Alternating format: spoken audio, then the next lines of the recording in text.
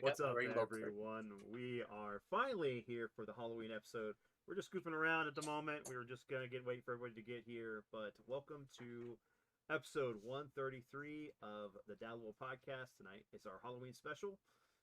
Of course, I have with me my normal crew, which is my dad and Colin, as well as guest tonight, Jason Voorhees, also known as Zombie JLT1, and Great White North. Yeah, So, Hey. how you guys doing? my neighbor. Al, Who's literally named Jason. that really hurts my face. So let me Sound put like that up. Darth. I sound like Darth Vader in this thing. I'm going. Luke, Actually, give the birth. Luke, There can't get any air in it. I am your father. Just do the original Boba Fett voice, because Jeremy Bullock's voice was awesome. Oh yeah. Oh, this has a He's voice no good to modulator me. in it and everything, He's no good to me. but I Dad. don't have the batteries in it. I took them out. But yeah, no. So We'll give this about 10 minutes. I'll have fun with this. Oh, dude, I see it. It's a little delayed on the stream here, but that's awesome. So It's going to dark. how was y'all's Halloween so far? Like, how's it been? Like, how was your day? Let's just get into that before we actually get Mine into was Mine was garbage. Moving on. the. Okay. Yeah, Jeez. I worked it. disappointing. Okay. I'll be right back, guys. We got no trick or treaters at all, which sucks. Like the last couple years, we do not get any trick or treaters, and it's Yeah. like we end up with like 3 bags of candy that we never use. So, Lovely. what's So up, let me- Josh? I'd What's up, Geeks? Wubs is in the chat as well. But go ahead. Hey, Whoops. I would like to say this. You know how every town has that one house that looks like a haunted house and nobody wants to go to it? Yes. Unfortunately, that's my house because of last winter. It's literally falling apart. There's holes in the roof. Nobody wants to buy it. We can't get a flipper to look at it twice. Literally, our house is the haunted house on the street, and we don't have anybody brave enough to come up the stairs. No, damn. So, but that's okay. So, you know? so you have the mansion from the Halloween tree? Is that So what it your is? your house is like one of those fireside sale houses where you accidentally Almost, a candle almost. accidentally drops against a curtain and burns it down, so you can collect. Vinny, I'll send you the link for the Zillow listing that we've got. Okay. It is frightening. They started here about 6 o'clock, and then there was a parade through the neighborhood, and then my neighbors back here were having a party, and at 8 o'clock the police came and shut it down. Wow. Yep, but I was Wow. enjoying the music. They were playing really good music, and all of a sudden, whoop whoop, and then you heard another woo, and there was 3 police officers sitting out in front of their house, and all of a sudden the music That happens. That happens. Ooh. the music was shut down, and then now when I looked out to put the dog out, their house is not lit up anymore. It's just, I think, hopefully they weren't ice that came. What's up, Ars? No shit. So, No kidding. so Jason, do you get a lot of trick or treaters in your area? Oh, you're muted. Yeah, no worries. It's just it said I'm muted on certain times. Sorry. I meant to say I'm in a complex, so like we don't see that too often here. But like this year, they decided okay. to do a designation of like 4-hour block. Come to this area. We'll do some candy. I wasn't here for it. I was at work, so that's my Halloween thing. It was crazy at work, though, mind you. There was some people yelling and smashing things. I'm like, well, that's Halloween for you over here. But yeah, we had a little bit of candy at where it was working, but nobody grabbed from it. So I'm like, you know what? There's a chocolate left. I'm having that. So. Yeah, don't grab any of your chocolates. Like, just put this in my backpack as I go. home. Exactly. Uh, That's the trick for my treat. Nice. What about you, Zombie? What you got going on? You know, not much these last few years. Aside from the fact that I've worked the last few Halloweens, there are no trick-or-treaters in my complex either. I think everyone has kind of gone around the whole trunk or treat activities more than going door to door like we Yeah. used to. And I can understand why. I get it. It might feel safer and it kind of condenses everything, but where's the real fun in that? Oh yeah. You know, Right. I feel like the tradition is getting less and less each year. Oh, I don't know about that. That's fair. That's fair. I think it depends I on your mean, area too. Location does. that is Yeah. very true. Like in our town, we had a lot of kids out tonight. They started at 4:30 and finished around 7. And we had some trunk or treat events. We had the fire department do a thing, and then we had a bunch of houses just passing out candy. So it was kind of like, dealer's choice of where you went in town and what you would get. Hmm. One of the things I see up Mhm. here is like in Anna Van Alstine, they do the trunk or treat like 2 or 3 days before Halloween. And then Yeah. the kids go out and trick or treat on Halloween. So they get Right. 3 times the candy. I just wait till the sale and just go buy up as many bags of candy as I can get. Well, and that's then- yeah. Oh, Yeah. Yeah. I you do should- like Dollar that. General, man. Dollar General stuff went on sale like 5 hours ago. So, Just here's the thing about this, right? So, You're not going back out. I mean, like malls are disappearing, so those were usually the spots people would take their kids. You know, they would have costume Yeah. contests. Yeah. Like you'd get gift certificates or whatever, depending on whatever store was given out, and it was really cool. But since it's like they don't exist anymore, there's a few and far between here, at least in Houston and Clear Lake area. But other than that, they're all gone. Well, there's Um, that huge one down in McKinney. You've been there Yes. with Oh me. yeah. That's huge. but that's like a Galleria almost. Yeah, yeah. Yeah, because it's McKinney. Yeah.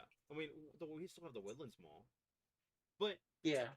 there was that whole episode of the Ghostbusters, which is my favorite one, where they had to remember why we dressed up for these things because we made a contract with the old gods. I was wondering how long it was going to take you to Yeah, bring I that know. episode up. I love that episode. Is that the Halloween is Forever one? Yes. Yes, yeah, with Sam Hain. Well, no, not Sam Hain, but it's the one with The punk. No, What was the wait, pumpkin no. guy called? Sam Hain is the pumpkin guy. Yeah, but that no. was Samhain. Yeah. Yeah. That one. No, this is oh, come on, it starts with the B, and I can't think of Oh, his name. dog, you stink. But this that big giant red demon that Lady. it has The the other- guy that like.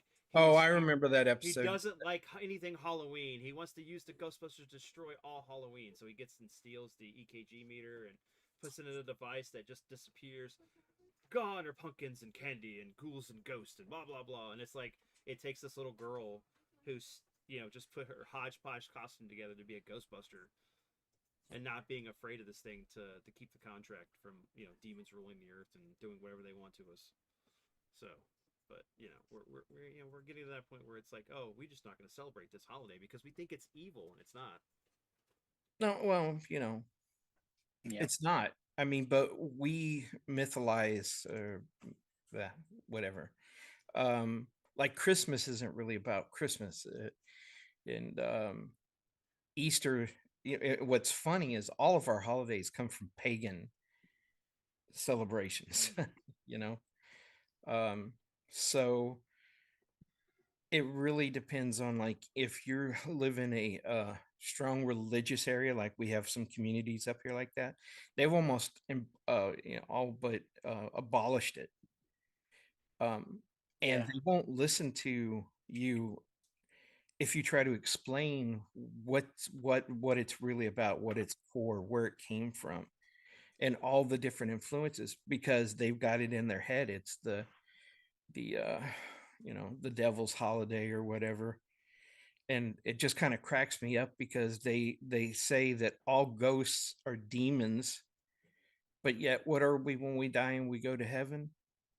Spiritual beings. Spiritual beings. Yeah. Uh, Yeah, It's that's like, more the evangelical list.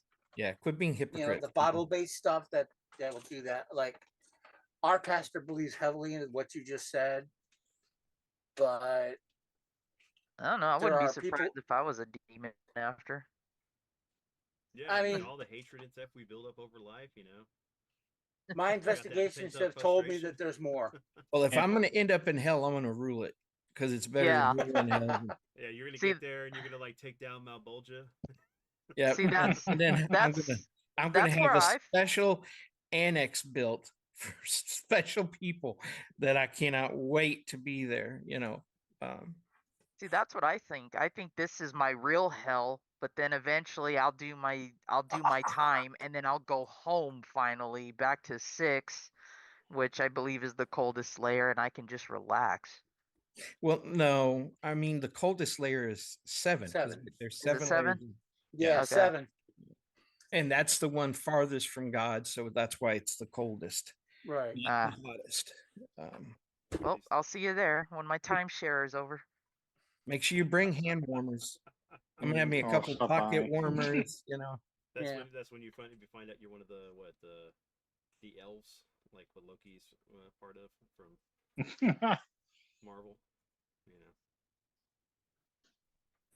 This thing ain't going for crap. So I had to take this off. It was pushing the glasses on my face, and it's cool. no, thing is, this is supposed to go in the dark, and I've been sitting here in a direct bright light for 20 minutes, and this thing didn't do garbage. It turned blue. Well, it does It's kind of turning have a blue. it does have a kind of greenish kind of glow to it whenever you move it around, Yeah.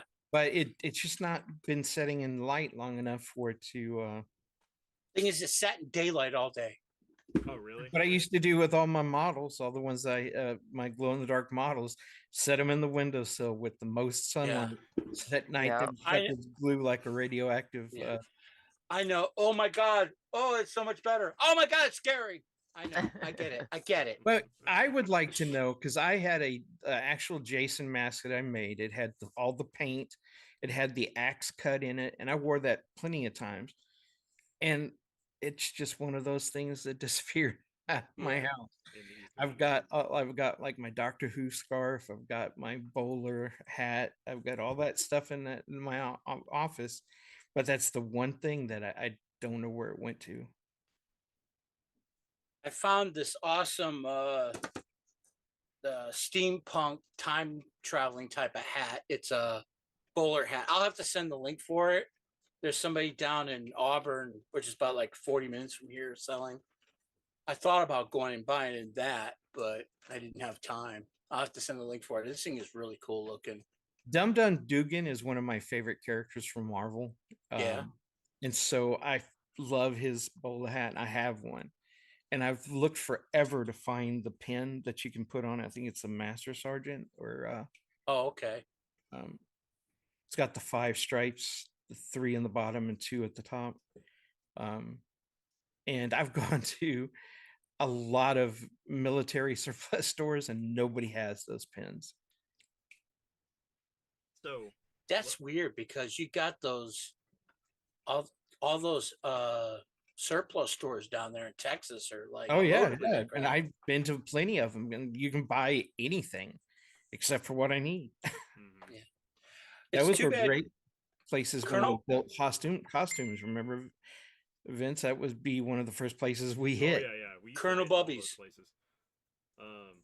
Colonel Bubby's was freaking awesome in Galveston. So here's what we can do real quick, because we still need to get into the main topic, but Yep. I want to get I want to hear what Jason and Jesse's story is for their Halloween experience and their costumes and things.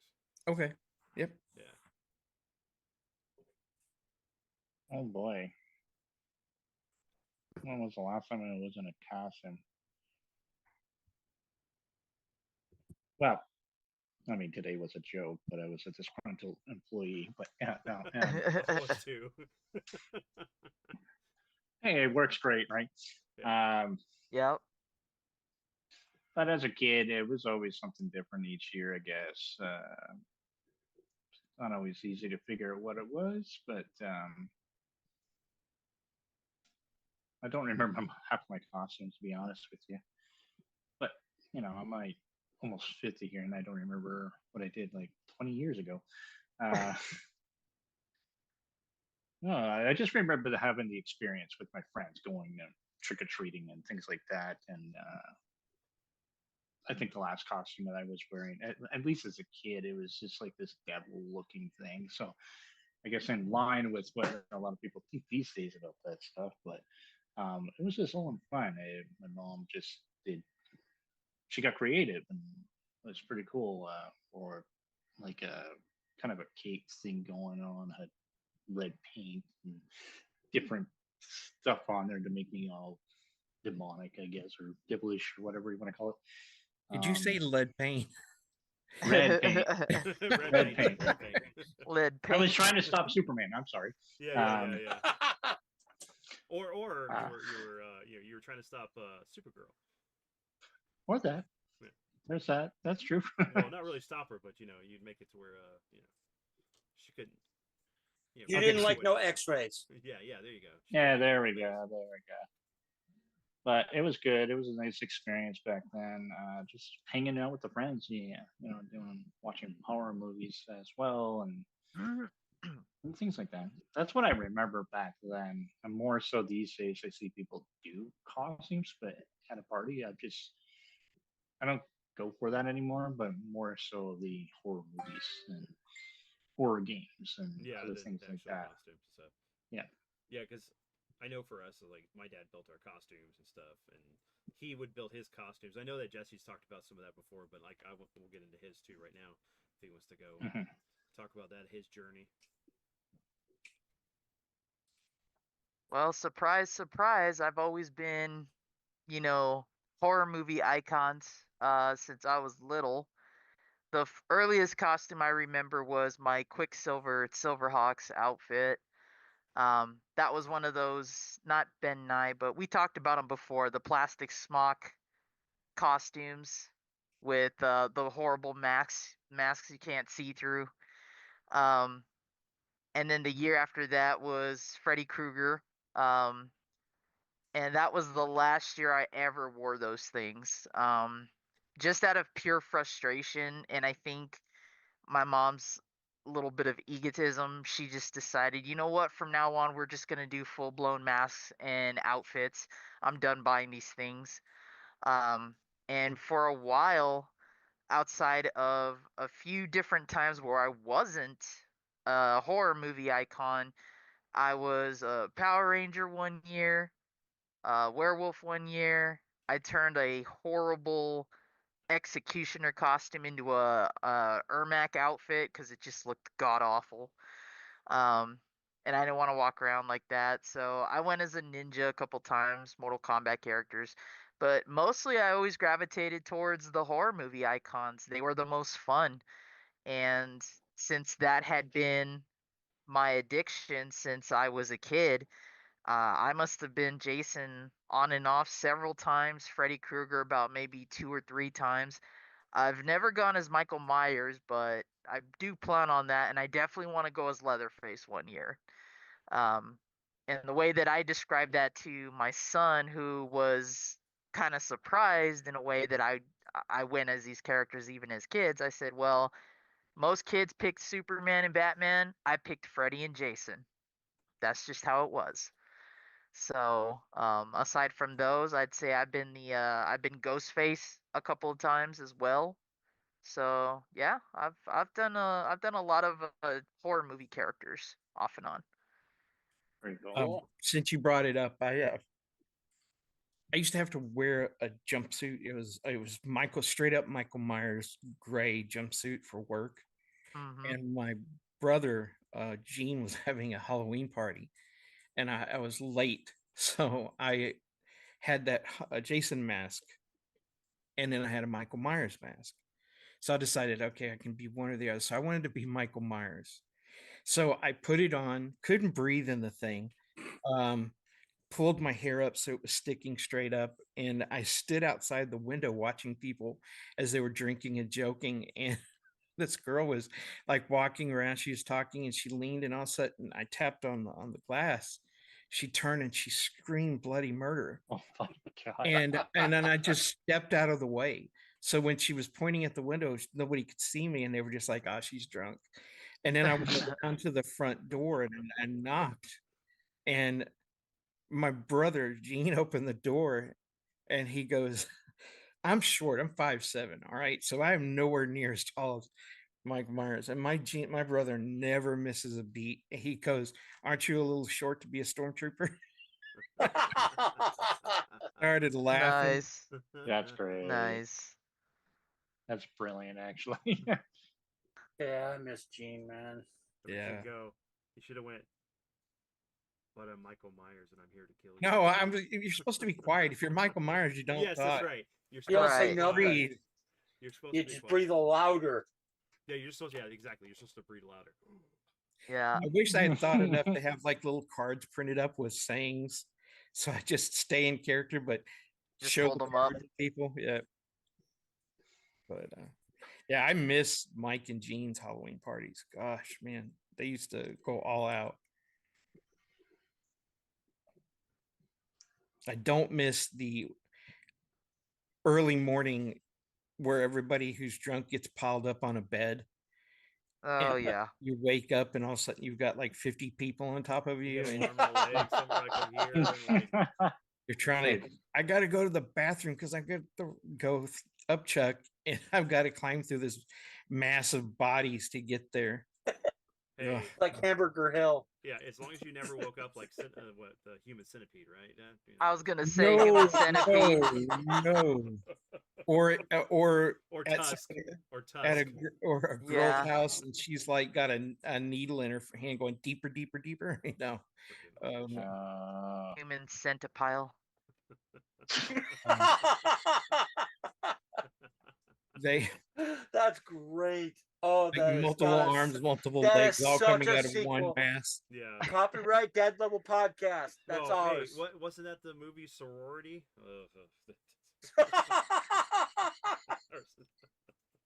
Or Society? God. I think it was. Sounds like Society. a It was called Society, but Yeah, I yeah. knew where you were society. Yeah. Yeah, I think I know what you're talking Although- about. Although, in my college experience, there was a dorm in particular that was known for, well, let's just say there was a saying that goes, "You can see the syphilis crawling in the walls." Well, Yeah. Yeah. And Hey, on that I note- decorated for Halloween. Come in That's here in an this room, and experience. you hand everybody who comes into the room ultraviolet lights, and you turn off all the light, and we'll let them walk and a around, doctor's prescription. see all of the, and you go, "I did this all myself." Look at Yes, my you arm. certainly I did. helped. And I I helped. Oh man, there's no. I was looking for a Ooh, biohazard. ooh. There's only the nuclear sign. It'd be cool if it biohazard on here. It's like, Ooh. I gotta Ooh. admit that when I was growing up, Halloween was a huge event. yes, it was. It You was. would Oh have yeah. haunted houses that you would go to. You would go from there to like sometimes there were like car shows with like Frank Barris. I went to one with some friends, and they had the original felt Batmobile from the 60s show.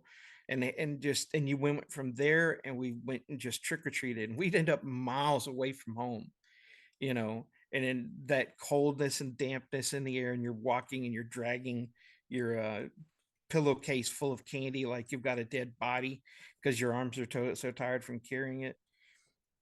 Right. It was just an event, man. And if it was like during the week, it started at school. There was Right. always a big deal in school back in the day. Oh, it And was. Mhm. Oh yeah. they would have some kind of event in the auditorium, maybe a horror movie, or a magician would show up one night. One time we had a guy who was he did the marionettes, and he did skeletons and all this other stuff. And the minute that that bell goes off to go home, and you could just see kids running and screaming, so you could get home and get dressed up and out the door. And then back then you got dressed up in flammable outfits with plastic masks, and so that if you were too scared and it got too dark, you just lit yourself on fire and you could run around and be the human. Yeah. But I hated those things. I've never wanted to buy a store-bought costume. I'm always making my own. I remember my parents going, "Why are you going to be different? why can't you just wear the costume like your brothers? Because it sucks. Yeah. I didn't ever they tell my really dad do. that, but and then my brothers would be going, as soon as we get out of visual range, you're gonna make it. So we would do zombie hobos and stuff like that, things we could put on away from the house. Hmm. Hmm. That's cool. And that's I don't think it's like that anymore. It might still be like that in certain small towns, but It depends on the neighborhood now. I mean, because Yeah. that's the sad thing. It's like no one decorated in our neighborhood for Halloween. oh, we're all decorated. Except for like one house. So one house like 5 streets away. It's crazy. Like I was just sad. What's funny is we got one guy who's got Christmas stuff up. His house is lit up like Christmas, and I'm like, is he protesting or is he actually making a statement? You know, The horror. Here, the horror of Christmas. Nice. More the what is it? He's like, you know what? Did he have Halloween stuff back in like September? Maybe he was just kind of. Oh, maybe he's just off. He's not on daylight savings time. He's on box store time. There you go. All right, so let's get into the topic. Let's do this. So, what makes a great horror movie to you guys? Let's just get into the basics here. What stands out? What's intrigued you to be gravitated to horror genre? I was a freak. The lack Right. of, I was crazy. for me, what makes a good horror movie is what isn't there. Man, You sometimes what you take the don't show is silence good. from you put the silence into the moment. No soundtrack, no sound effects, no Foley, no dialogue, and you just show the moment. They're like two prime examples: Halloween and The Exorcist. Mm-hmm. I was They just were- thinking. They rely on the absence of anything, and they don't rely know if that- solely on you to interpret the moment.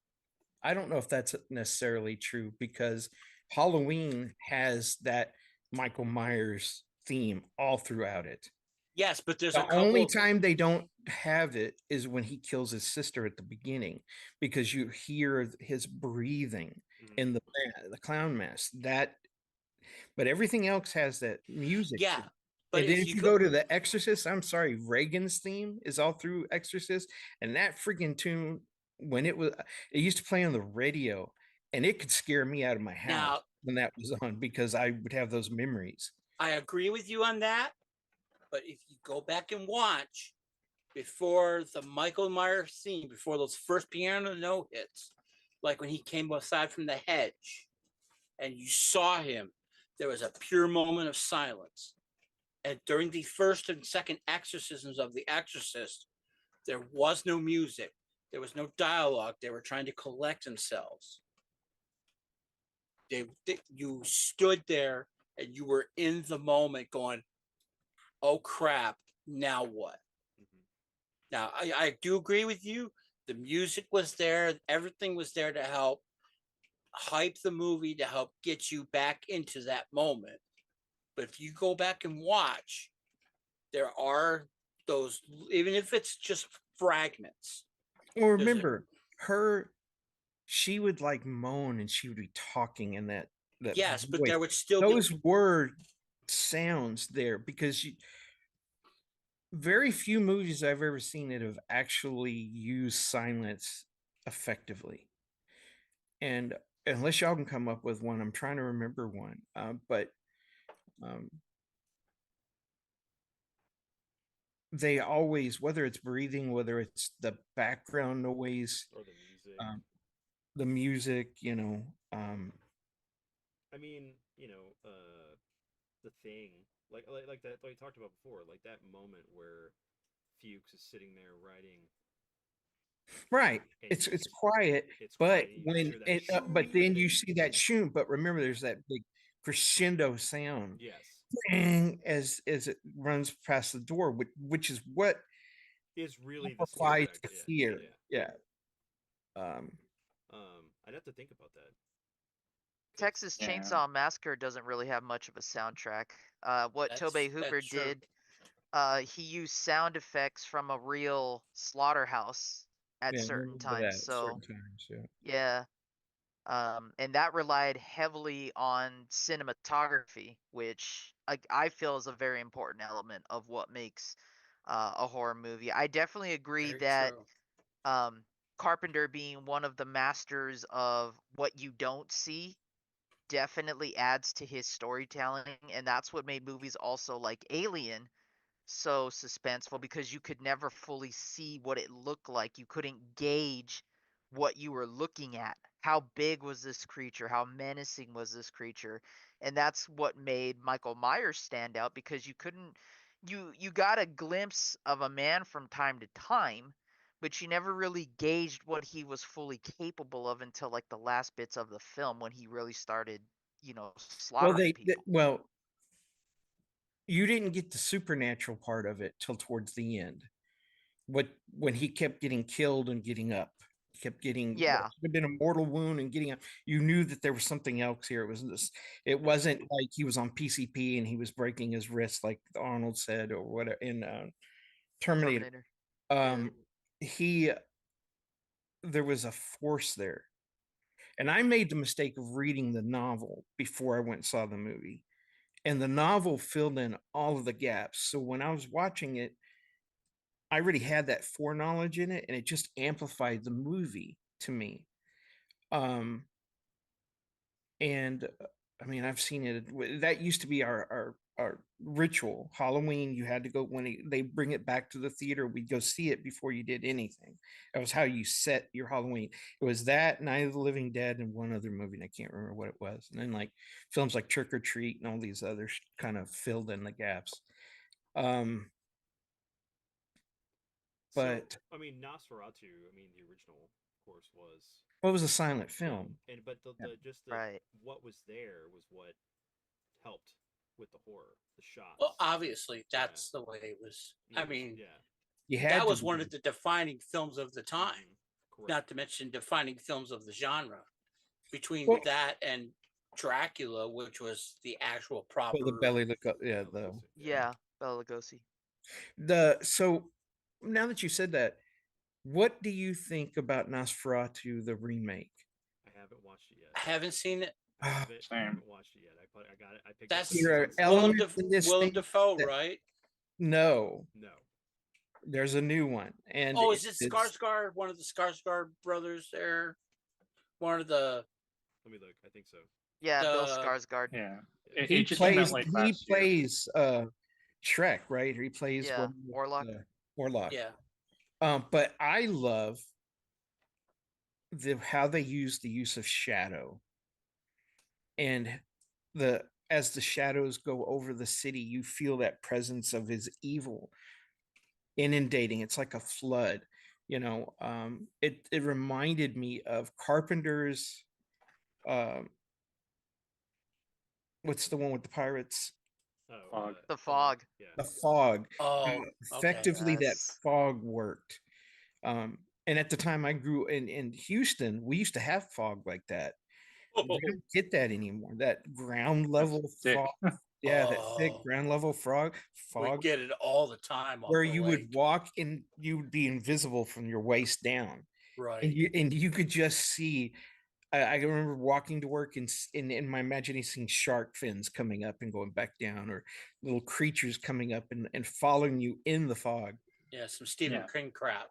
And Yeah, I that's haven't what- seen that in forever. And now fog is more like the mist, like Mhm. fog. Oh, there are times here when we get it off of Lake Ontario, which is 5 miles away. Yeah, y'all get that. Oh, it just settles in and you can't see the house, 60 feet away type of thing. Yeah. And it is just, it's eerie. We still get that a little bit here too. I mean, in Ontario, so not too far off from there, but Right. we still get some thick fog, and I feel like I'm in Silent Hill Oh. every time. Yes. I'm like, Dude, yeah. yes, let's go. Now this is different than that, but we get that Silent Hill fog here. Okay. If you're driving This from is- between I-10 to San Antonio is probably the best spots where we get that creepy fog sometimes throughout the year. Well, you remember when we were driving to Oh. Arkansas, Oh yeah, yeah, I know. and we were on these winding mountain roads, right? And this fog bank just comes in. We saw it; it was coming towards us, and then all of a sudden, it just goes across the road. And I was like, "This is how horror movies start." no, That's You- right. no. And Just we were driving. driving, and there was this car that was just coming. You could see the lights, and that was all you could see. And it was like hauling butt. And it went around us, and it went off. And I remember Richard going, "Man, they just disappeared. You couldn't see the taillights or anything anymore." And they were just like gone. I was like, "Man, how fast were they going?"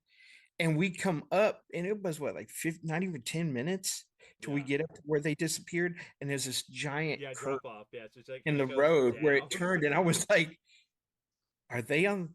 Did they go off the road?" Yeah. And I kept Okay, that's thinking so we should Silent House. stop and Yeah. call somebody. I was like, Yeah, there's just this cracked road. There's like you see headlights or taillights coming up from the bottom. Oh, jeez. You'll There see was me one s- time, my friend and I, we were walking down, like just dark at nighttime, but there's lights and all that. We're just having a good walk and all that. Then the fog started rolling in, and as it was rolling in, we looked at the ground, and there was this like stain that you could see straight out of Silent Hill or something. We looked at the fog. We're like, we're turning back. We're going home now. Uh, yeah, there's some creepy moments with when you see the fog or mist or whatever, and you watch a lot of movies, and horror games, and all that. You just get your it mind. stays with you. And Yeah, for me, what triggers me is like every movie theater back in the day, even when I went and saw Star Wars, there was a certain smell, certain popcorn, the temperature of the theater, the Mhm. way the air in it that I don't get anymore. All the theaters are all kind of like sterilized, and you don't get that ambiance anymore. So when I'm watching a movie that I saw back as a kid that was a horror movie, I miss that background. I miss that ambiance, which amplified the movies for us. And believe me, I snuck into a lot of theaters by myself to see movies I should not have seen. Um, I made an art of it. But did that some with of the them, interview of the vampire. That was some not of them that I'd be big. like, Yeah. I am scared. I after I watch it, I was like, yeah, now I got to walk home in the dark. Yeah, Yeah, look this there's to that feeling yourself. too. Hey, buddy, you need a ride? Right. You want some candy? Nope. I wish You know anything about birthing babies? no, but would you like to see a puppy? Yeah. Then Watch kinda the had- puppy's head come out. I'm gonna cut it off. What's up, Dyer? Hey, Dyer, welcome. Yeah, good. I was gonna say, like Watching when the I chat. watched Nightmare on Elm Street for the very first time, I was at my friend's place. We watched it. I shouldn't have watched it. I was like, what, 8 when it came out or This something like that. down. But I'm like, oh, that wasn't scary at all. So, but until I got home, my ceiling was the same ceiling where Nancy and the cross Yeah, fell yeah. down. Mhm. It was the same exact angle and everything. I'm just looking at it, and I'm like, I can't sleep now. Where So like I'm he picturing comes, Freddy he coming comes through that. down. Yeah, man. Oh man. That peaked me out. I couldn't sleep that night. But that's what how powerful horror movie can be. That's what makes a horror movie great is that feeling you get afterwards. It stays with you. It's how it affected your thought process, how you're thinking about it all afterwards. And see, that's oh my what I god, think makes a great horror movie is it sticks with you. And exactly. you might not be as scared when you're watching it. It's later when you're with yourself, with your own mind, Right. and then boom, there it is, going, ooh, ooh, ooh, Mr. Cotter. I was so into the Blair Witch. I went to all the websites they were putting out to advertising, that social promotion they were doing. Mhm. I'd gotten some of the books, and I was reading all the lore and all that other junk that they were putting out. every week they would release something new. So, at work, I'd sneak over at dinner, I mean, not dinner, but at lunch, and I'd go on it where nobody could see what I was watching or reading. So when I went into the movie, I knew that it wasn't real because I later saw something where they were talking about how they put the actors into there, not giving them a script, kept them unfed and all this stuff to build up their angst. But when I watched it, I was into it, but the camera angles kept taking me out of it because it kept making me nauseated. And so I was like, oh, this movie, and I was like, it wasn't that good. We were talking about it, and we went to eat afterwards, and there was this whole group of us. And then the scene where they find the house and they go down the stairs, and you're walking down, and you see Michael leaning up again, standing in the corner, and you realize that's where the other kid that she made, every one of her victims, before they're victims, she makes them lean against the wall, then she turns them into their slaves, and they have to watch all the horrible things she does to her her old people, the whole people who she used to torture. And I kept running that through my head. And one of the things I do when I'm in a movie, if it's one of those kind of movies, I want to be the survivor. So all through the movie, I'm trying to make the right choices, seeing if I'll survive at the end. And I was there. I was surviving. I was up and the part where it's the girl, and she looks over and sees him, and then she turns, and all of a sudden you see that whack, and you see her drop, and she gets killed. I died there, and I was like, shit, I wouldn't have survived this. You know how I survived that movie? What was my response to going to see that movie? You didn't like it. You were saying, no. Hey. What was my response?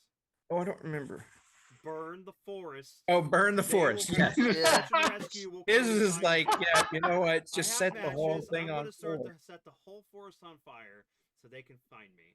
And then no. Yeah, but see, she could warp time. She could warp your perception. You'd have died. You'd have never made it out of that forest. You'd have been barbecued. Those matches would have probably disappeared or never would have ignited. Yeah. I know what you're gonna do. I'm gonna take them from you. Now you know how I would have survived. I wouldn't have been there in the first place. Yeah. Oh, well, there's that. Yeah. I'm not gonna investigate this shit. Nah. But Zombie, you got one, right? What do you want to bring up as far as movie? Before I go into that, I do want to bounce off of, the Blair Witch. What also helped really with that film was, again, it relied a lot on what you didn't see, because again, there was no real. We got hints of her behavior, her tactics, but we didn't really see her specifically do anything. Now, for me, that kind of hurt because I was like, man, like I watched it after all the marketing, all the viral marketing that movie had put out, which also aided in its success. I was left going, that's it? Where the hell's the witch? Like, give me something, Right? I was frustrated. You saw it for 1 second. You see her for like one actual second in the entire movie. And that's it. And Scooby and the Gang did a much better parody where they were out in the woods and then there was the creature chasing them, and they recreated the whole run scene, and like we at least saw something chasing Velma and Shaggy. Like that was hilarious, and that was money well spent. But I will say that it did do a lot of good bringing back to the found footage genre, which led to even better films like the Paranormal Activity series. I'll get that. Yeah, that's on the fence for me. I'm gonna mute myself so you can keep talking. Let me interrupt. I'm sorry. Let me interrupt that thought. When it comes to Scooby Doo, the Zombie Island, hands down, one of the best. Not only Scooby Doo related events, but one of the, when it comes to straight horror and what it should have been, Scooby Doo Zombie Island was absolutely Yeah. top shelf, top tier stuff ever. They were real Oh, yeah. zombies. There They wasn't were real an old, monsters. old They grumpy they old set man the bar shooting old really man. high and had to compete with themselves on that from that Yeah. point forward. So let me add Because this. Zombie Island got me personally. I mean, I got it so that my kids could watch it, so they could be like, "Oh, new Scooby Doo. Okay, we want to know about Scooby Doo." And I'm like, "Okay, let's see what they're gonna take this." And I was so drawn in. I was more into it than my kids were because Mhm. I was like, "This is what Scooby Doo is supposed to be about. This is what I remember at the core." Yeah. And yeah, and then there was a couple after that that were really good, like where the Hex Girls were introduced and stuff like that. But Zombie Island is still a shelf, I top tier Okay, so stuff for let- I me. think let- Abracadabra Do is the best Scooby Doo movie ever made. I'm sorry. So hold on. Let me do this so we can get Jesse back on track here. But so the thing is that if it would have been the mystery team at the Blair Witch thing, Shaggy would have smoked the map. He would have thrown it in the Yes, river. yeah, He yeah, would have yeah. smoked the map, and then all right, I'm done. I would have I just had to hung. get that out of I'm there. sorry. I would have just hung on to Scooby, and he'd have got you out of there Whoa, because whoa. the Yeah, way just he make can sure- move, he just hold on, and he'll take you to safety. Well, Just make sure you have a Scooby snack, and and you're if good to go. Scrappy was there, they would all been doomed. Let Yeah. me Oh in. no, Scrappy would have gone first. Let me I would Well, have There's made puppy sure power? of it. I would have In made that- sure of it. In that Scrappy, sense, I would have paid the Blair Witch to do that. You need to stand guard. Okay, Uncle Scooby. And then you need to go stand over about 20 feet in the woods to make sure you can overlook all of us as we try to sleep. Okay, gotcha. And then in the morning you wake up, where's Scrappy? Who cares? They leave Blair an Witch offering did a for favor. the witch. Yeah, they leave an offering for the witch and they get out. Oh, He's there like you go. strung- That's how you he's- get out. He's Now, strung up. He's all strung right. up in the trees. right. all right, I gotta say What's this: up, Picun? One the sad first dog Scooby Doo food movie, gets the you. live action one, the way they dealt with Scrappy Doo, perfect. Yeah. Absolutely perfect. It should have been the end of the canon of Scrappy Doo, but it wasn't because they handled it so beautifully. It just made Scrappy Doo just like, I mean, He was It's getting like- vengeance. That's what he was trying to do. I'm still waiting for Blue Falcon and Wonder Mutt live action movie. hey, they're doing new Scooby Doo stuff. It could happen. Could. Give me Fang Because Face they've as already- a movie. Yeah, let's bring back the Oh Harlem my Globetrotters. God. That brings me back memories. Oh my god, yes. Oh, Or let's raise the dead. We'll bring the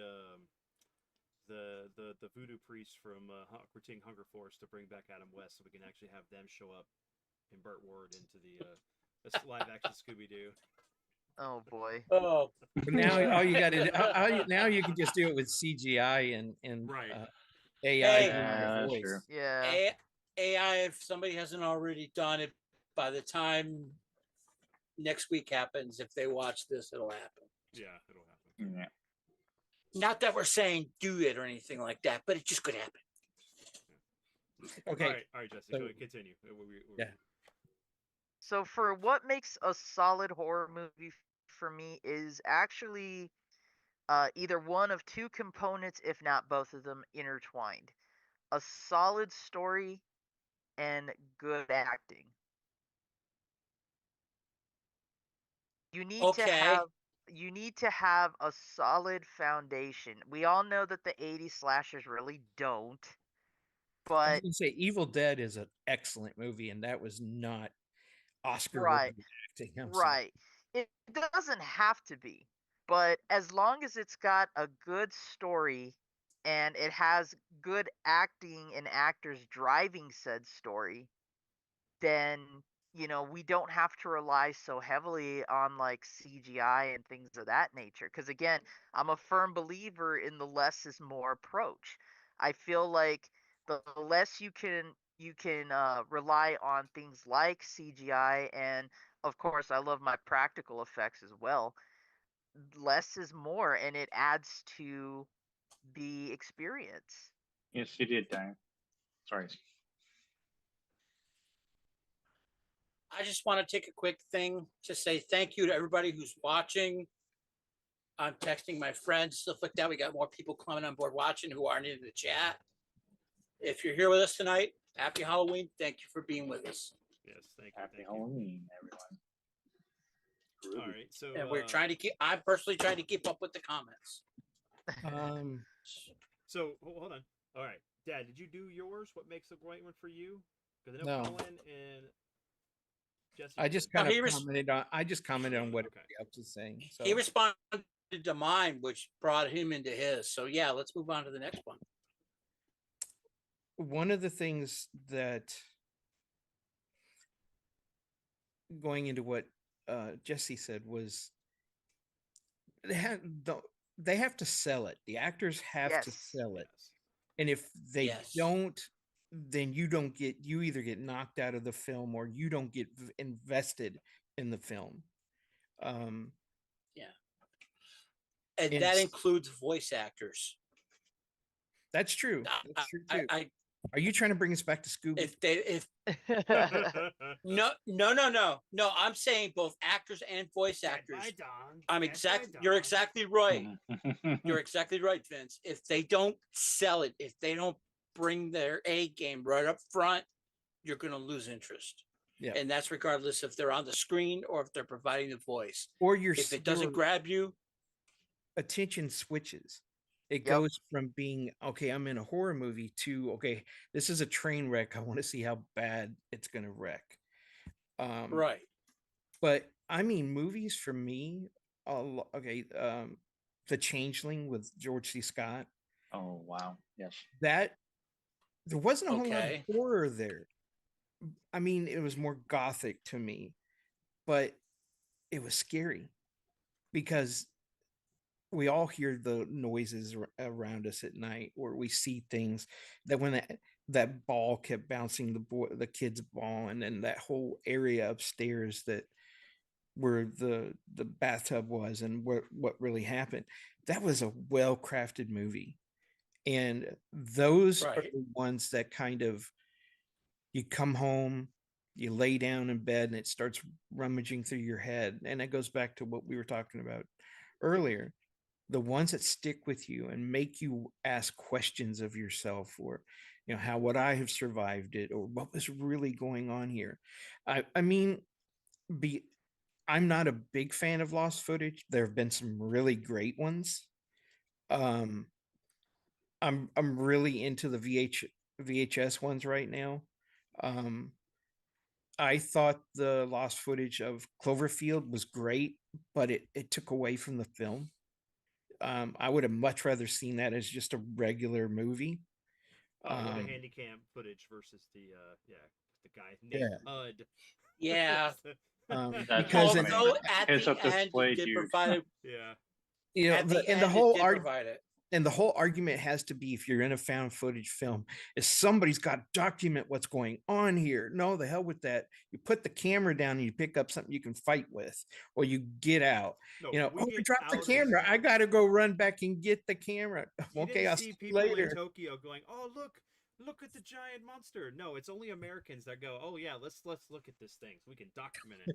Trying to get Godzilla. I don't Cheese, say cheese. All right, let me ask this while we're at that particular moment. How many of you would take a moment to at least take a picture? I know I would. know. I would. Yeah, If I have a If chance not to do video- something, Everybody's got a camera now. We've all Selfie got stick as cell you're running- phones. Right. running Yeah. just backwards. Gonna How do ma- it. Be running with it behind you, and you got your hand like Yeah. this.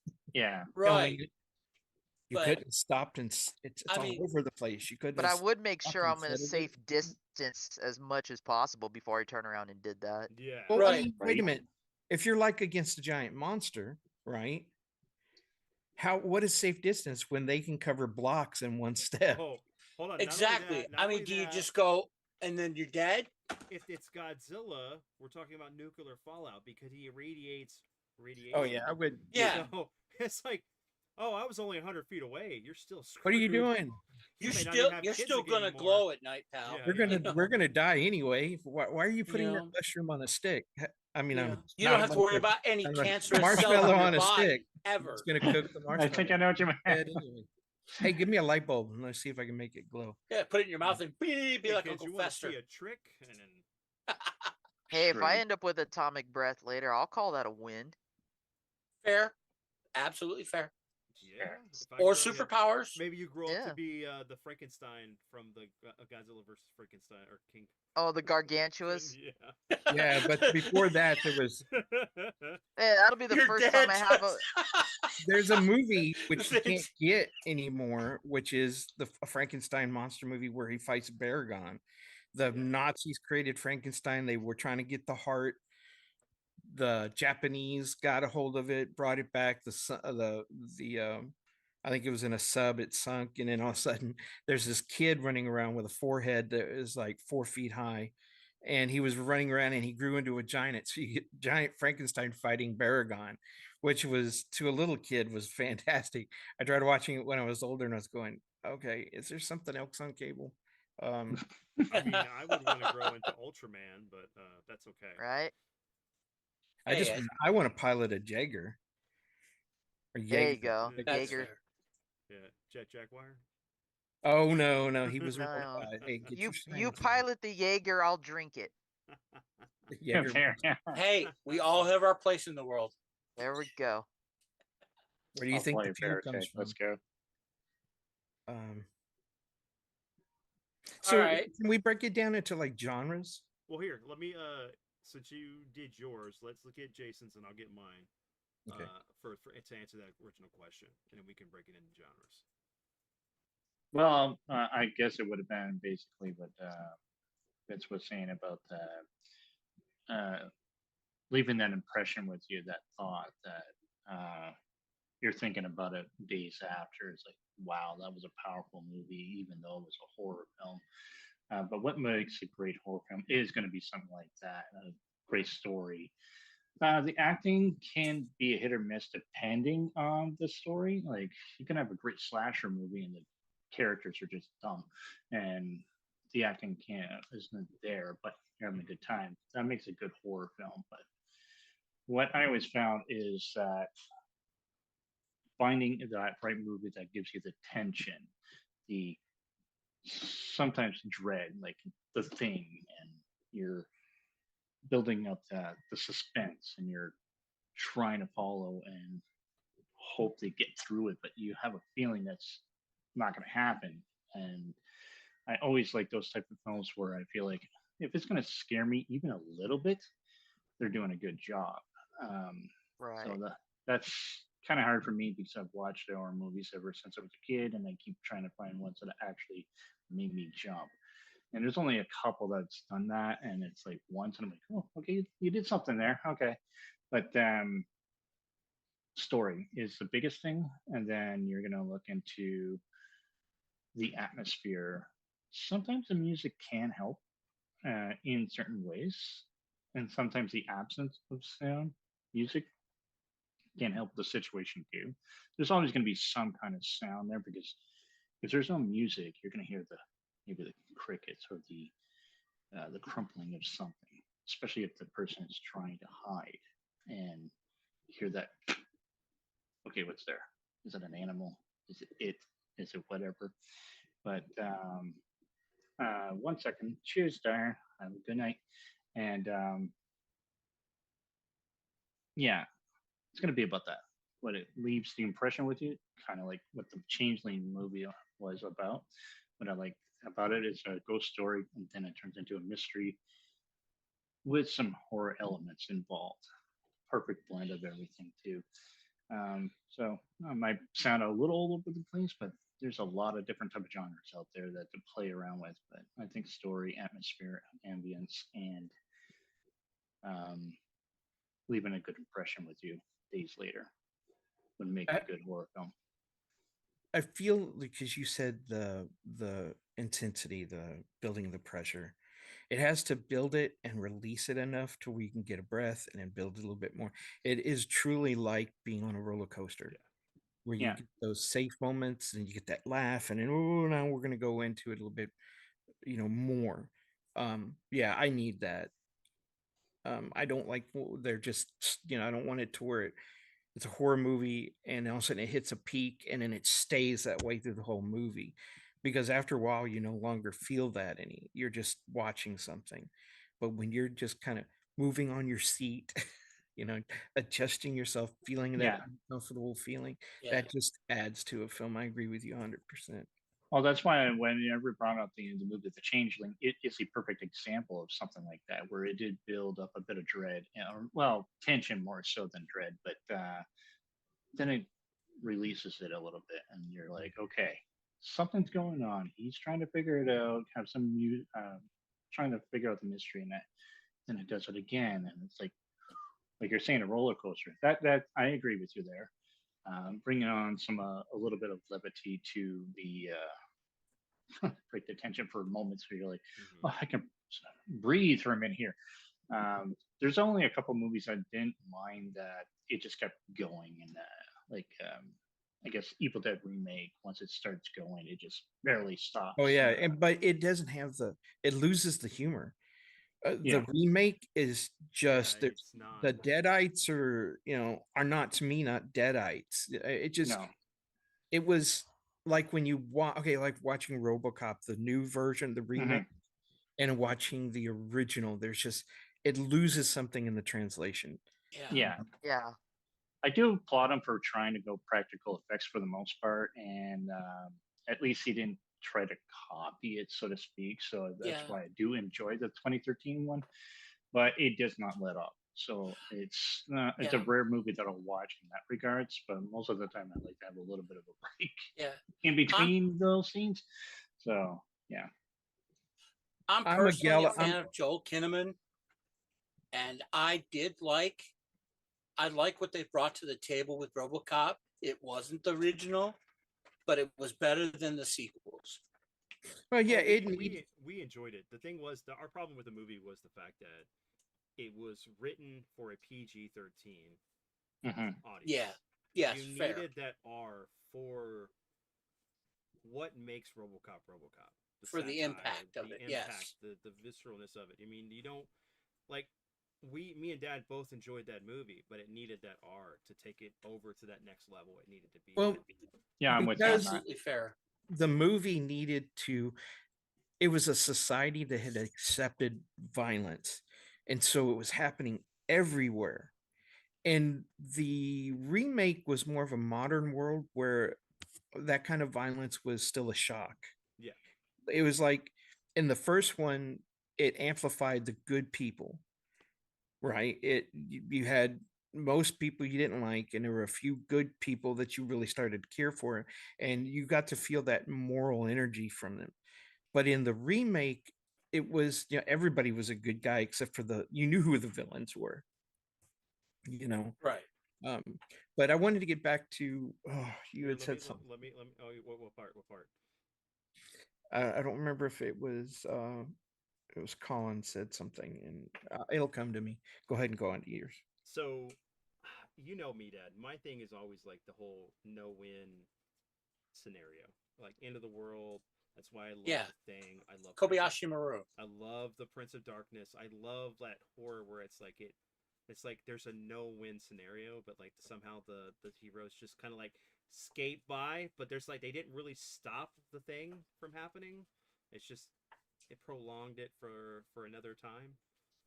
I mean, okay, that's Prince of Darkness. Well, it just delayed that. And the Thing, everybody died. I'm sorry, there was no survivors. Right. In the original concept. Now everybody tried to figure out a way to rescue Charles and remember MacReady. The Thing video game is officially the sequel to the. But it came out years later. I know, but it is officially by Carpenter, the official, and the only person who survived was MacReady. So and in the mouth of madness. Yes. That is one where nobody survives. No, it's an apocalyptic film where there's not going to be a happy ending, but it fit because for me it was very H.P. Lovecraft. It was that you don't survive that. I mean, even if you survive, you don't survive it with your sanity. There's going to be Not toll when you're for. dealing with H.P. Lovecraft and the Elder Gods. You know, it's you're What you done. call me? But Brilliant. you know, but one of those things about like those movies are is like the being in the theater. Like when I went and saw the prequel for the thing, you know, the theater was cold, so it helped build the tension. And I don't care what anybody says, it was a prequel just because the studio decided to have them make it the thing. And so people think it's a remake and it's not.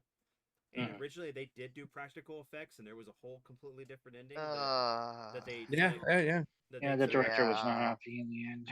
Well, and see, that's a film that is one of those films where the studio comes in and almost, well, basically they ruined. Yeah. They ruined any chance it had to continue because they were already talking with Carpenter on how they wanted to do the sequel to the thing, and it would Yeah, have had Kate, it would have had yeah. McCready They were going to tie them, and their two Childs together. together. Well, it would be her because after she had killed the pilot, the helicopter pilot, when she figured him out, she still had the other cat. She shows up and saves Charles and And McCready, yeah, yeah. and then there was a logical explanation because they happened back to back almost within weeks of each other, and so you could plausibly go. Um, I thought the only other way they could do it was to have it years later, where the government covered it up, and then another one of these bases are there, and they rediscover it. We already know that it can be frozen solid and it be resurrected, you know, and unless you burn it to ash, it's still alive at a Mhm. cellular level. That's why I was so mad at McCready when he torched Palmer, and Palmer runs out into the The snow. snow. He's like, Don't throw the freaking dynamite and make yes. 1,000 pieces of him to be scattered everywhere. You know,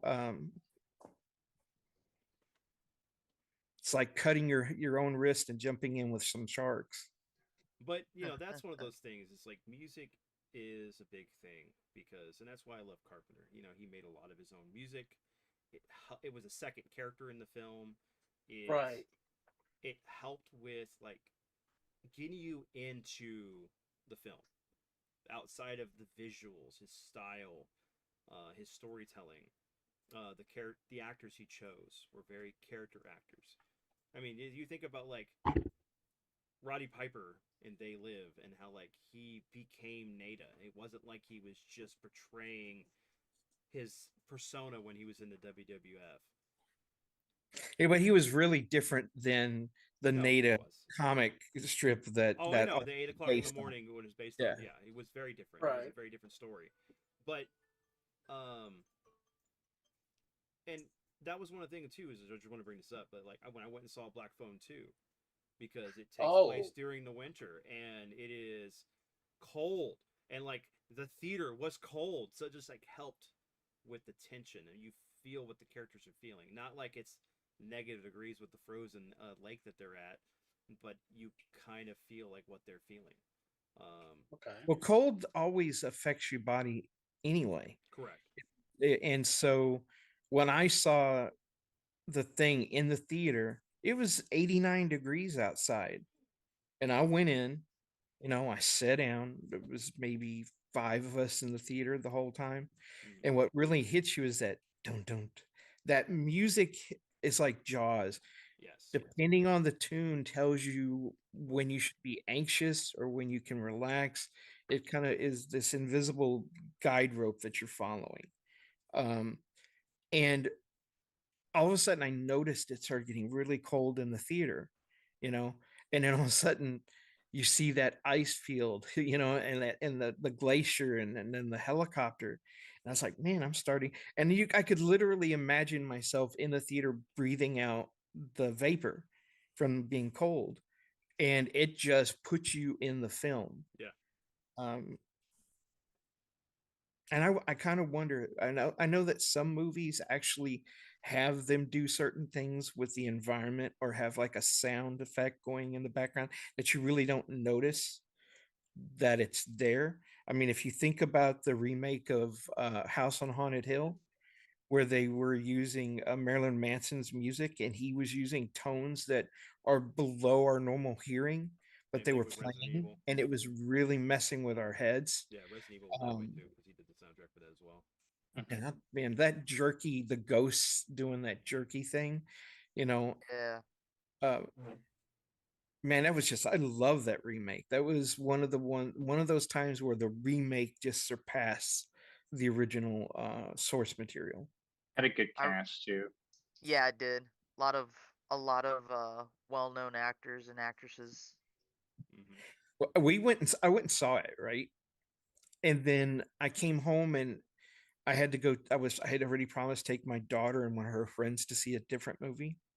And we got there 45 minutes early, and I just didn't want to stay around. So I walked up and found one of the guys and said, "Hey, I just saw this. I still got the ticket." And I showed it to him. I said, "Can we go in there and sit for a few minutes? We're in this theater and our movie's still got to wait. Y'all aren't even letting us go in." He goes, "Yeah, sure." So I took them in, and I did not tell them what to expect.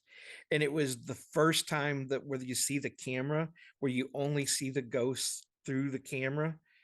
And it just, Jenny and my daughter jumped out of their seat. They were screaming. It was so frightened. And they beat me all the way out of here. "Why did you bring us to this place?" And the entire audience busts up laughing at what was going on there. And I was like, "But we're messing this up because it's not a funny scene." But they were mad at me through the whole other movie we went and saw because I did that. I was like, "But that is what I wanted to get from you. This is a great movie." And they were like, "I don't want to go see it." I was like, "Oh, it's great." And sometimes you got to convince people to go see a movie. Yeah, Preconceived. because you never know, they might actually enjoy it. Yeah. Yeah. All right. So, what was your question that you wanted to pose to us, if you remember?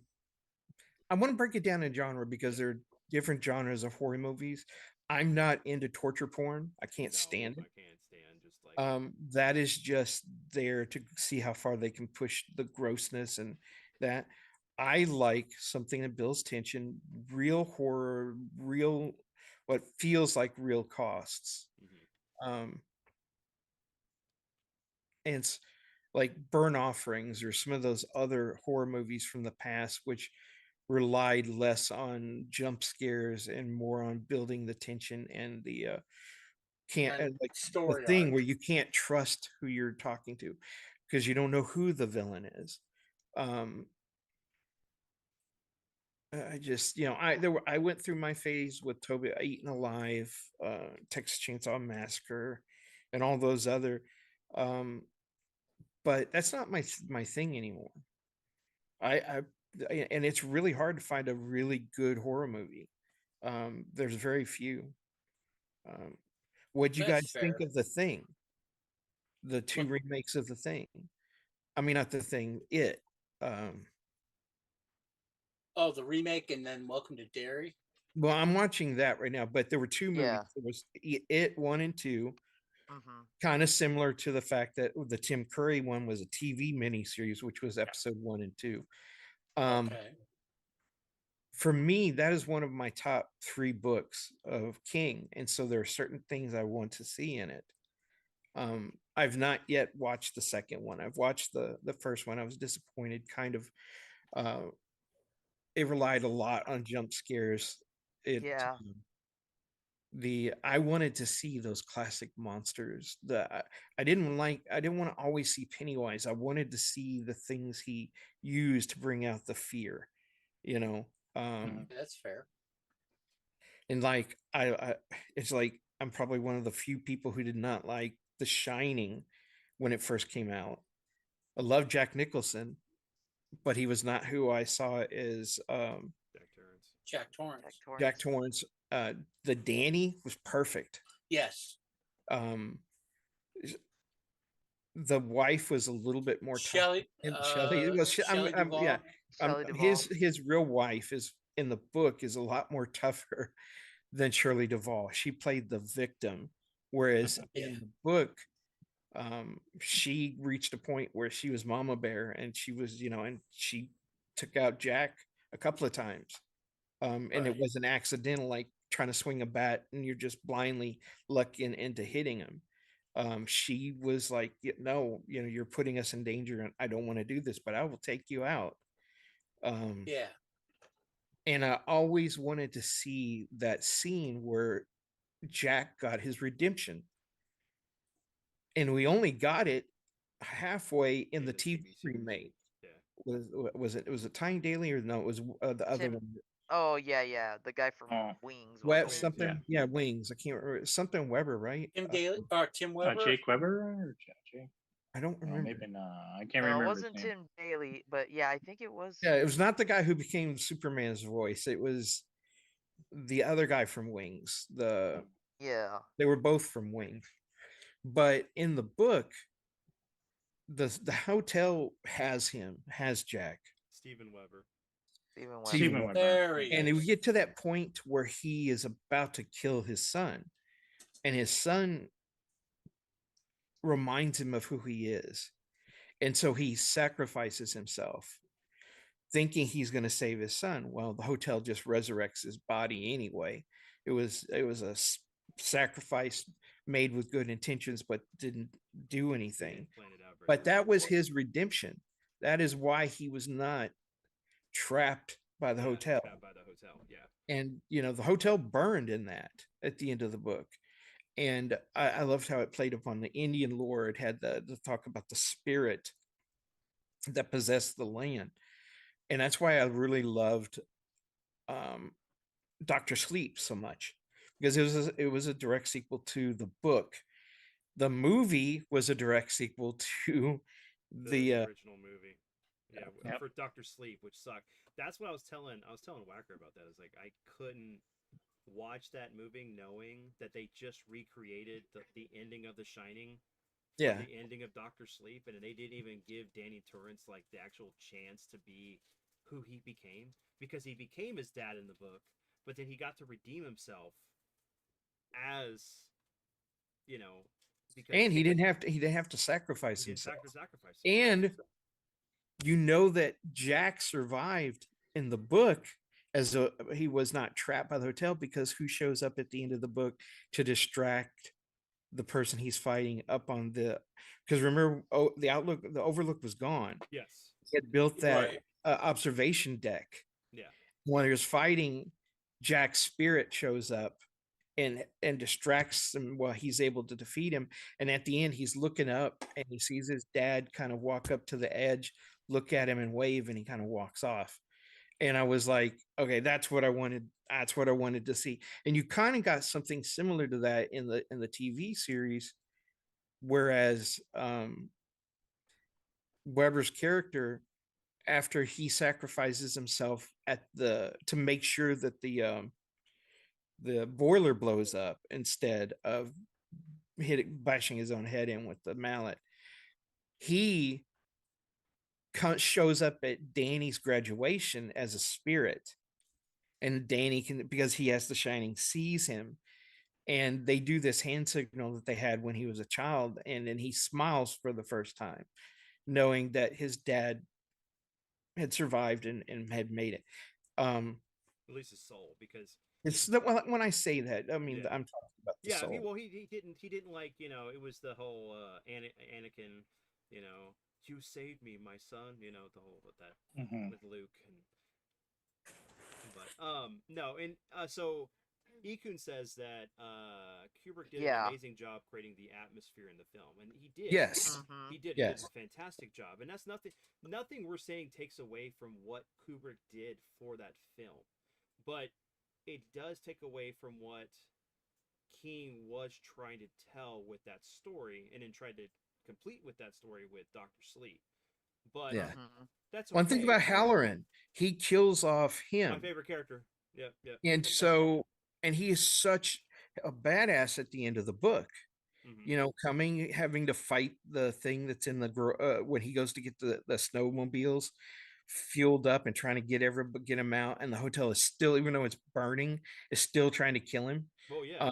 And he's the one who helped train Danny, and by killing him, I guess it leaves it why we can find out why Danny grew up to be the way he was. He didn't have that guide But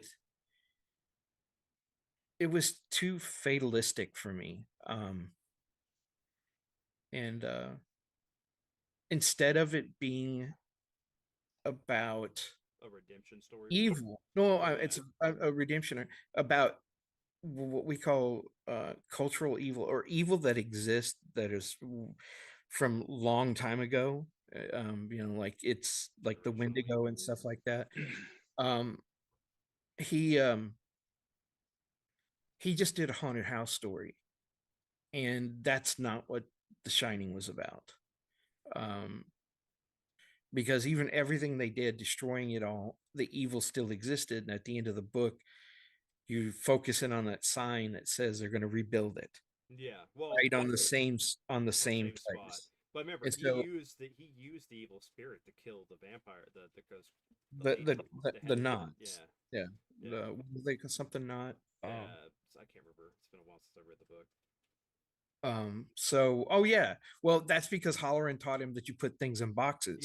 Yep. And that's what he And did. then at the end, Danny had all those years of He put boxes. he put And he he- put the lady that was still trapped in his head, and the ghost and, from and that room, goes from that room, in yeah. in that box. Yeah. And what was funny in the beginning of that book, they talk about that those spirits had left the hotel since something happened and it never got rebuilt in the book. The spirits wandered, and then they tracked him down because of his shine. Yep. Because remember, as a kid, they would just start showing up at school or showing up at his house, and he was, I'm never going to be free of this. And then Helen taught him how to compartmentalize them and lock them up. I mean, it was love. It was just great. So Uh, here's something real quick: is would you consider Sixth Sense part of that universe, considering the fact that You could, his- because what the boy had Yeah. could have Yeah, been his a ability. shine. Yeah. yeah. Yeah. That, that's a good question, really. And we know that Stephen King has a knack for putting psychic kids or Yep. someone with those abilities in his novels. So I could see that intertwining. Yeah. So, Hmm. going back to what Dad was saying with genres, which genres do you prefer? Do you prefer like the vampires, the legendary creatures, the old monster films being remade, more nuanced, um, psychological horrors, the what paranormal activity stuff where it's the simulated psychic hauntings, poltergeist, Right. end of the world, angels and demons, the aliens invasions. I think if you're going Uh, to do it, the first thing you need to do is classify what you consider a genre. Um, Ghost and hauntings are one, Right. creature features are another, Mm-hmm. supernatural monsters or legends are one, body horror is another, and then as I call it, Monsters. a torture porn. Well, monsters I consider in that one genre of like Creature the feature, monsters, yeah. mythical creature features. Mhm. right. That doesn't mean they can't intertwine. So Oh no, would because so so would, many would you do. put kaiju movies in that? No, that is a That is a genre thing all is on to its its own. own. Yeah. Yeah. Yeah. Yeah. Because Sci-fi. that's, I mean, because that's where the line between monsters and like kaiju draws a line. Like monsters, the classic monsters, Frankenstein's creature, Mhm. Dracula, the Mummy, and then the other side of it, you got Godzilla, Mothra, things like that. So I guess it would I guess be that would be, to me, would be mythical beasts, okay. dragons, Yeah. almost fantasy. Okay, that's fair. Um, the only time I ever saw horror go into a Godzilla film was in Godzilla 1985, where the sea lice Yes. Oh, yeah. On the boat. him, and Yeah. on the boat, that was that fighting something that is relatively fightable. I mean, it was about the size of a small dog. That was very horror. You know, I but would when say some of the Heisei era was more horror esque. I mean, you think about Biollante, that has a little bit more darker tone and That's some jump fair. scares. well, that had a very Parasite Eve kind of feel to it. It was about the cellular, Yeah. memories and science and all of that. Um, but at a certain point in the film, it transitioned to something Yes. totally different. Mhm. So let me ask a question: who is your all-time favorite monster, no matter what genre? Who is the one thing, or what is the one thing that scares you the most? For me, Hmm. it would be exorcism related, demons possessing people. Yep, that's me too. I And can't. that's because I've dealt with it firsthand. Mhm. And I know deep down inside what that is. I mean, it's like I can watch Godzilla movies all day long. I can watch mummy movies and Frankenstein's creature all day long. Michael Myers, love Michael Myers, not afraid of him, just love watching it. You know, but anything exorcism related always has me on the edge of my chair. I And if agree with you. because I have to watch no matter what, how bad or how good the movie is, I have to see how they perceive it, how they are going to present it, because it's not just how it hits me, but it's how they think or how they perceive this kind of event to be and how far off track they're going to take things just for the sake of sensationalism. For me, it's something totally different. It's the idea of someone I love being taken over, and there's no way What to you can do. free them or deal with it without hurting them, or me being possessed and causing me to do harm to people I care about. That that gets to me all the time. I cannot watch. There's certain movies that I know when I'm in watching it that I got to turn it off. I can't watch this. I can't deal with it. And I can deal with any kind of little monster running around or demon or and I don't put demons in that. I for me it's strictly possession films. Ghosts I can deal with, scarecrows I can deal with, but that's why my favorite Exorcist movie was not one and two. Heretic was okay. The second one, the first one, because I have gallows humor and I'd read the book because my mom kept leaving it around. We went and saw it, and I had to laugh at certain scenes where I was scared, but I needed to break that fear. But I really truly enjoyed the third one. Yes. George C. Scott, the with the Legion and all that stuff, and it was a murder mystery wrapped in a possession film. That was really good. Um, That's because they let the creative team get back in behind the camera and put their vision to it. That's what cut for me. That's what set that one apart. You know, it wasn't. And the It wasn't performance of the just Jim. Oh, the sorry. Go ahead. performances were hit and miss. Like Well, I was George going to C. say the Scott delivered. performance. Oh yeah, he did, and so did Brad Dourif. He did Mhm. the Gemini Killer. The performances, especially when they're just talking to each other, it was just incredibly powerful scenes. So yeah, I can understand that. and I remember the scene that made me get up and want to leave the theater was the nurse Oh geez. crawling around on the. Oh, and that moment in the hospital where the Like creature the went big right behind. knife there, or scissors or Oh, whatever. Oh, that was just because it felt like it came out of nowhere. It's just, but something was going to happen. It just kept staying there, and then that scene just happens. And that's one of those scenes where there was no music at first, and then boom, something happened. Yeah. yeah.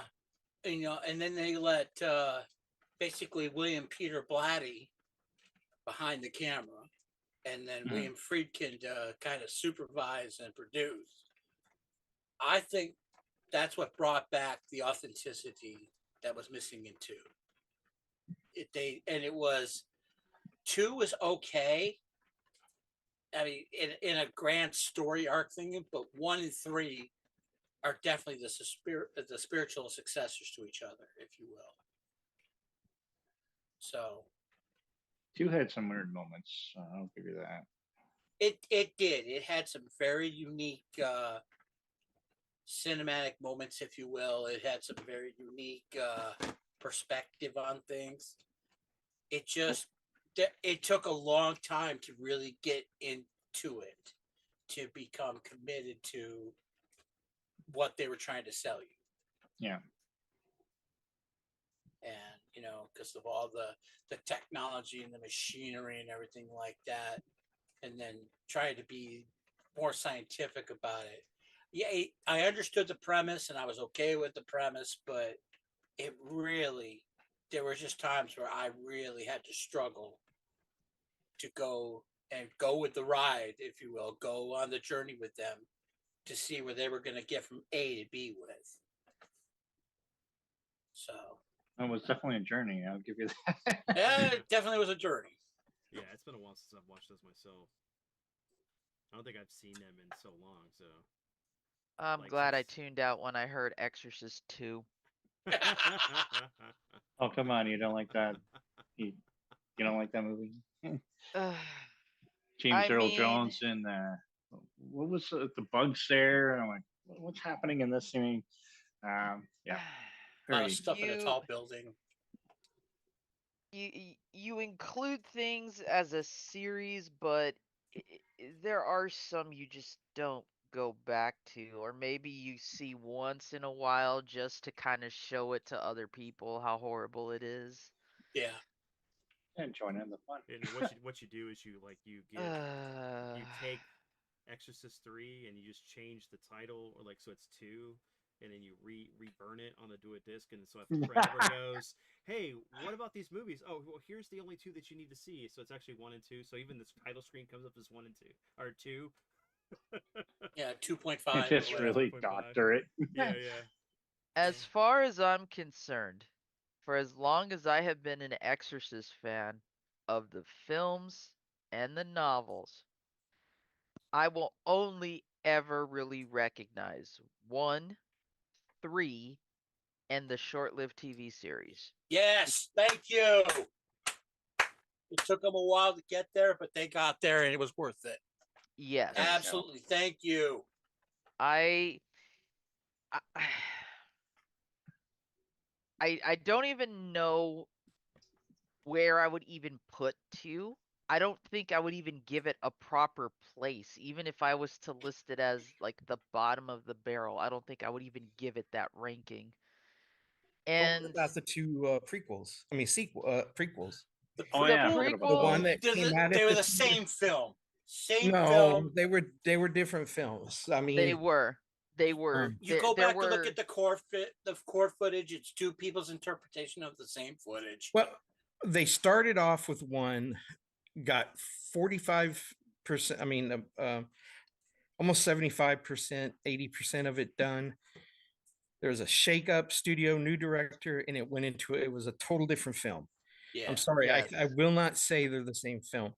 I do feel that one was better than the other. I think the one that was only released outside of theaters, like you got it on VHS or whatever. I don't remember what was DVD. available at the time. But the Dominion. theatrical version of it, the one, it was like, yeah, Yeah.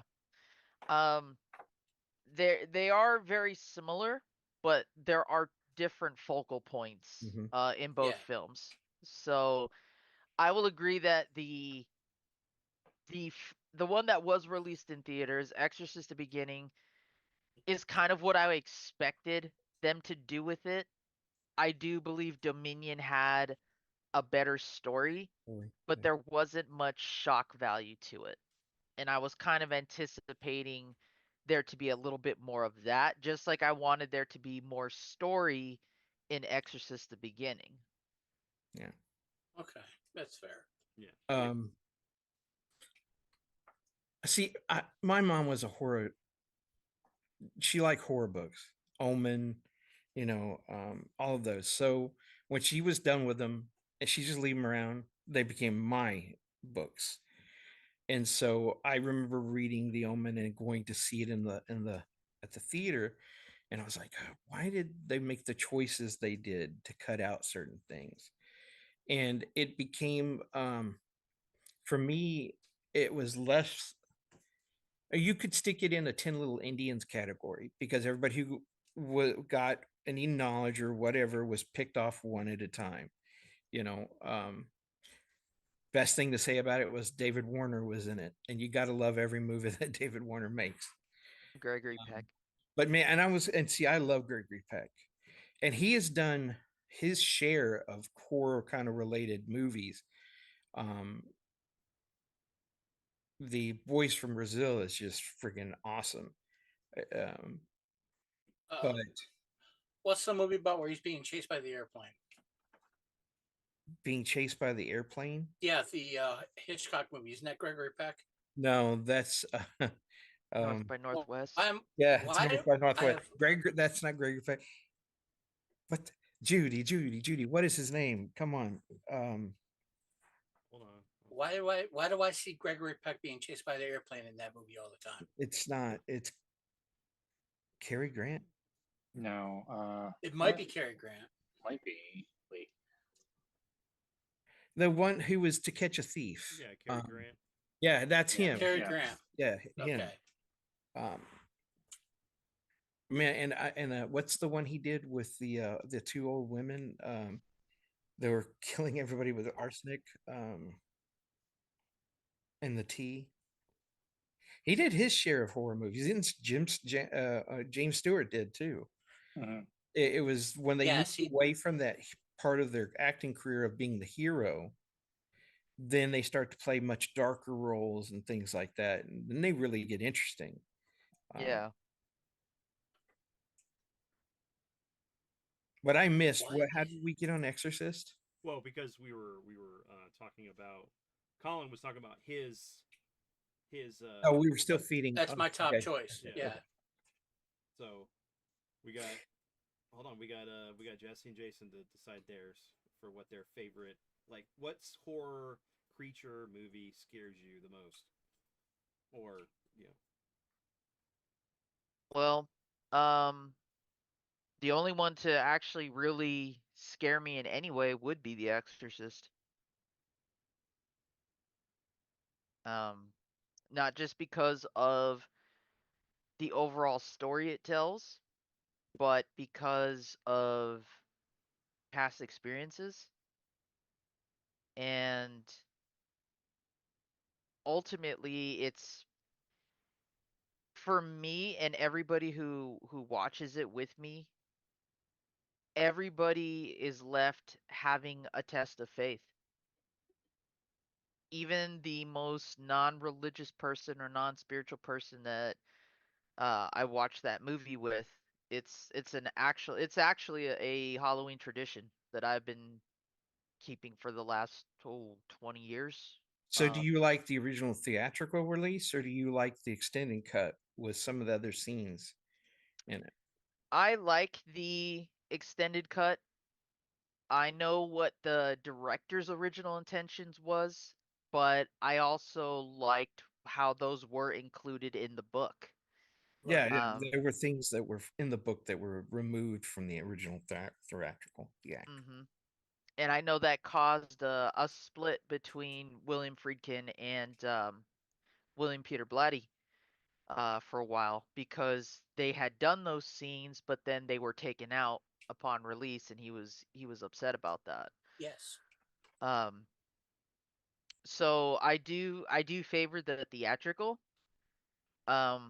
But I like both versions, honestly. I just feel that in a story this extreme, showing the horrors and the lengths that this thing was willing to take it, I mean, that just added to the overall horror for me.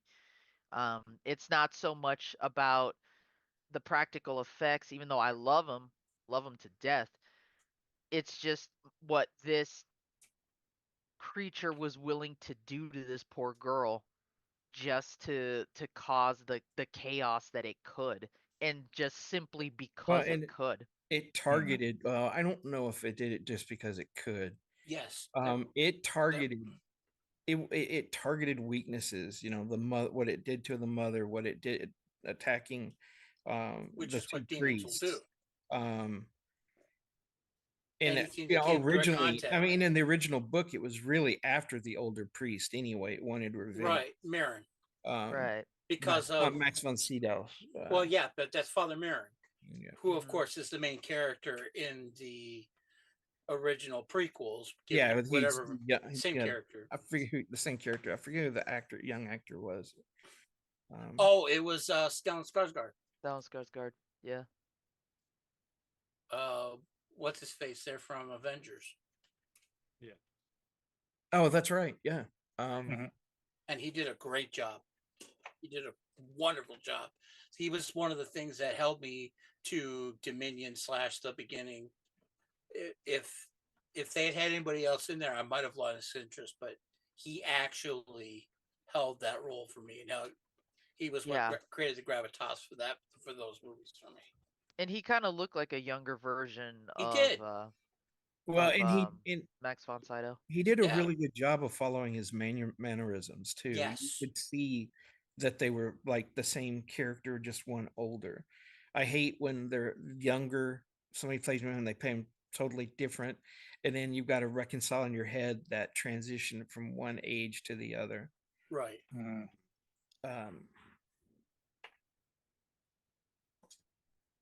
So, what do you got, Jason? Okay, I've been racking my head about all this while you guys were talking about your thoughts on what would be the one that scare you. I guess most of the time it's more psychological horror than I go for because that stuff will get into your head and you start to lose what could be reality and what is not. That's what I'd like to find when it comes to horror. But if something that's a little bit more tangible, I suppose, would be kind of similar to the whole possession thing, because what's scary about that is not just the possession itself, because you never know if the person's actually possessed or not. Are they faking it, or is this, or is it that? So you're going through all the what ifs, and then you're going through the doctors and going through this and that. And what if people don't believe you that the person's possessed? So that is a nightmare that I do not wish on anybody because It's isolation. You become isolated and alone. exactly. Yeah. So I guess in that sense, that would be probably the most tangible, scariest thing about any of the horror genre out there besides psychological, when it can get in literally into your head. You're thinking that's real, and the person's saying no, that's not real. Like that stuff. Um, both things are probably scary as to me, even though possession films don't scare me too much. There's a couple that are really well done, such as The Exorcist. And although the first time I saw The Exorcist was young and I was drunk and laughing my head off eating pizza, but subsequent viewings, I can see why people thought that was one of the scariest films of all time. It doesn't hit me the same way, but that's probably because of the way I watched it originally. But yeah, I think that's what makes those movies, those type of films, anyways, possession films, where you're the parent or even just a person that you're wondering, am I possessed or is this happening? And that, yeah, I can understand why you're saying those. Probably the scariest routes. Then of course, like I said, psychological, where it's just you're trying to figure out what's real and what's not. That's a scary thought in its own right. So Yeah, like I always thought of a good zombie movie would be where you're watching it and you don't know whether the person is crazy or not. Is he killing real people and only seeing zombies, Right. or is it really a zombie apocalypse? That would bother me, not being able to tell reality anymore. Yeah. Would be horrifying. And there are people who go through diseases like that now where they see hallucinations and everything else. and that's real life terror, you know. Not to mention certain drugs will do the same thing to people. Yep. Like this morning, I watched a YouTube video. Some guy was on something, and he walked into a church and started proclaiming he was Jesus Christ. So they called the cops, and they got it on body cam where this guy would sit there and rant and rave that he's Jesus Christ, and then he would go up and touch something, and then he would go prostrate and then just fall back down these steps and whack his head and his body. And he would bounce 2 or 3 times. And this guy did this like 6 times. And the cops are going, what in the world is this? And then they had to pick him up, and he was all bloody and everything. And they waited till the last time when he dropped himself, like a trust fall thing, before they even tried to handcuff him, because he was just I'll be one so second. off the rails. And that right there is what, you know, that plays into the whole thing, you know, because some people would say, oh, he's possessed, but the cops are like, no, he's clearly on something. And, you know, with all the stuff that I've seen, I was disturbed by this 15 minutes of footage, because watching this guy, you know, it was just 2 or 3 steps between the little platform he was on and where it was like a Catholic church. Mm-hmm. So where they had all the formal stairs and the marble and everything. Boom, boom, boom, boom, real quick down the steps, and then just slide down. Why didn't the cops go stop him after the second time? Because every time they got near him, he started swinging and getting violent, and there was only one guy there for a little bit, and then they started having backup come in. No, but I don't think you'll burn in hell Sorry if you about have to tase Yeah, Jesus if he's hurting himself. No, I mean it's an interesting case study. If I can find it, I'll go back and share it, because it is eerie to watch. And clearly a injured. mental health thing. Sorry, my head just went to, I'm injured. I need you to take me to a hospital. Heal yourself. Yeah. I mean, because the guy's like fighting, and then he's like, I'm not resisting, but I'm Jesus, and you shouldn't do this. And he was all over the map, and it was just freaky. And, you know, it was like found footage of a good horror movie. Literally watching this 15 minutes of actual things going on. It was like a good 15 minutes of a found footage movie that was worth it. You know, all I'm thinking is that scene from freaking True Lies. Is like, get on this table, I'm gonna jumpstart your heart. But it, like, because with the taser part, don't tase. Yeah, Jesus. well, yeah. Yeah, I'm gonna After tase, she, yeah, but she you stopped him. tase Jesus, like, I'm tasing you because I'm gonna get you to heal yourself, because apparently your abilities aren't working. Let's jumpstart your godly powers. I'm gonna That's where my head was defibrillate you going, until you. Well, if you're gonna do that, you don't defibrillate the heart. You just get shock treatment and Right. see if you reset the brain. But yeah, for me, like, it still goes back to my favorite horror movie of all time is The Thing. It's one of those things where it's isolation. You don't know what's going on, who's who, and just a touch or anything of this thing getting on you can turn you into it, and you're gone. You're completely just erased. And You don't even know, and, Yeah, you and don't it even know you're replicates gone. you so. All your thoughts and everything else, you won't even know until you get into a situation where it becomes life or death, and then feel it it's self-preservation yeah, kicks. you're Yeah, gone. yeah, and that's it. You cease to exist. That always terrified me. So, like, and I've talked about this before. Like, the thing that used to scare me the most as a kid before I saw The Thing was that DuckTales episode with the golden duck.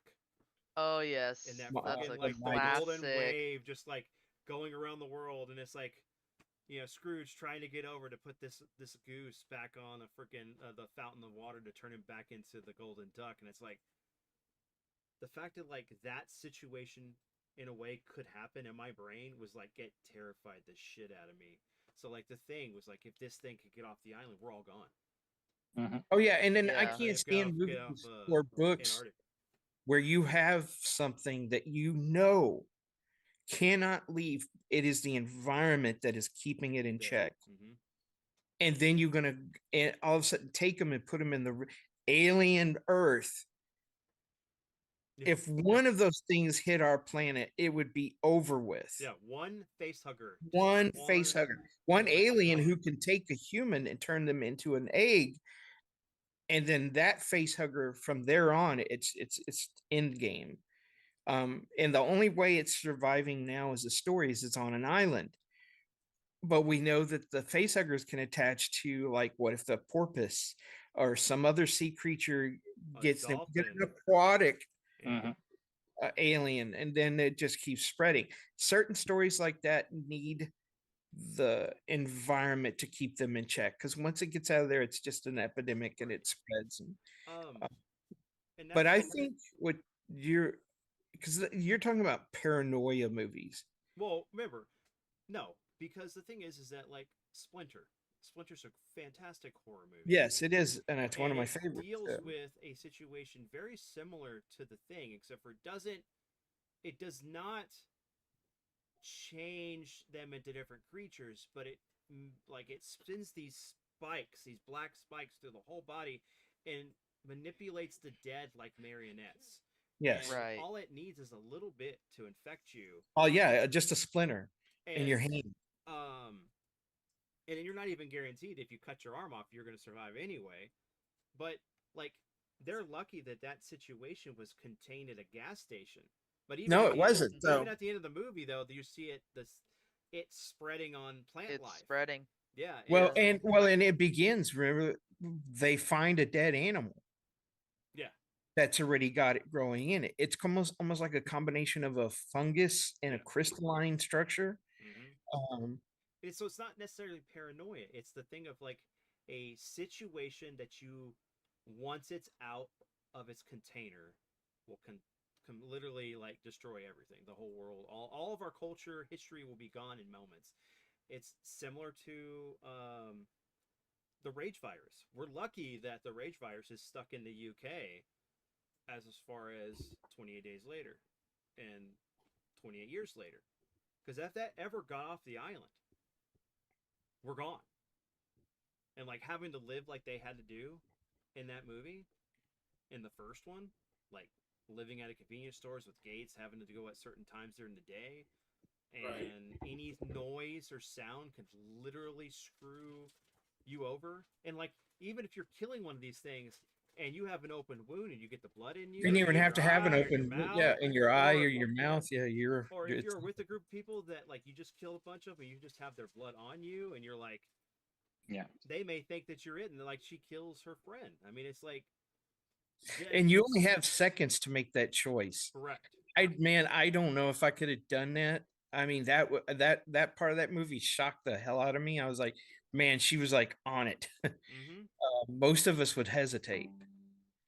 But now that you've said that, I never thought of A Dramata Strain as a horror movie, but that It film is. bothered me. I went to McCreeless Mall, snuck in and watched that, and that stayed with me for a long time. An alien microbe coming and being able to grow and become a pathogen, and the fact that it was so lethal that it just turned your body into powder. You know, I ran through my head what would make that, because basically all the moistures are sucked out of these people's body Mm-hmm. in a way. But I don't know if you guys agree with me, but it now that I think about it with what Vince has said, it really was a horror movie. Um, Maybe a scientific horror movie. Well, yeah. Well, there's on Netflix right now. If you guys get a chance to watch it, you haven't watched it yet. Life Elixir, or The Elixir. It's a Indonesian. Oh, film. that's with what's her name? And that is really good, but messed up.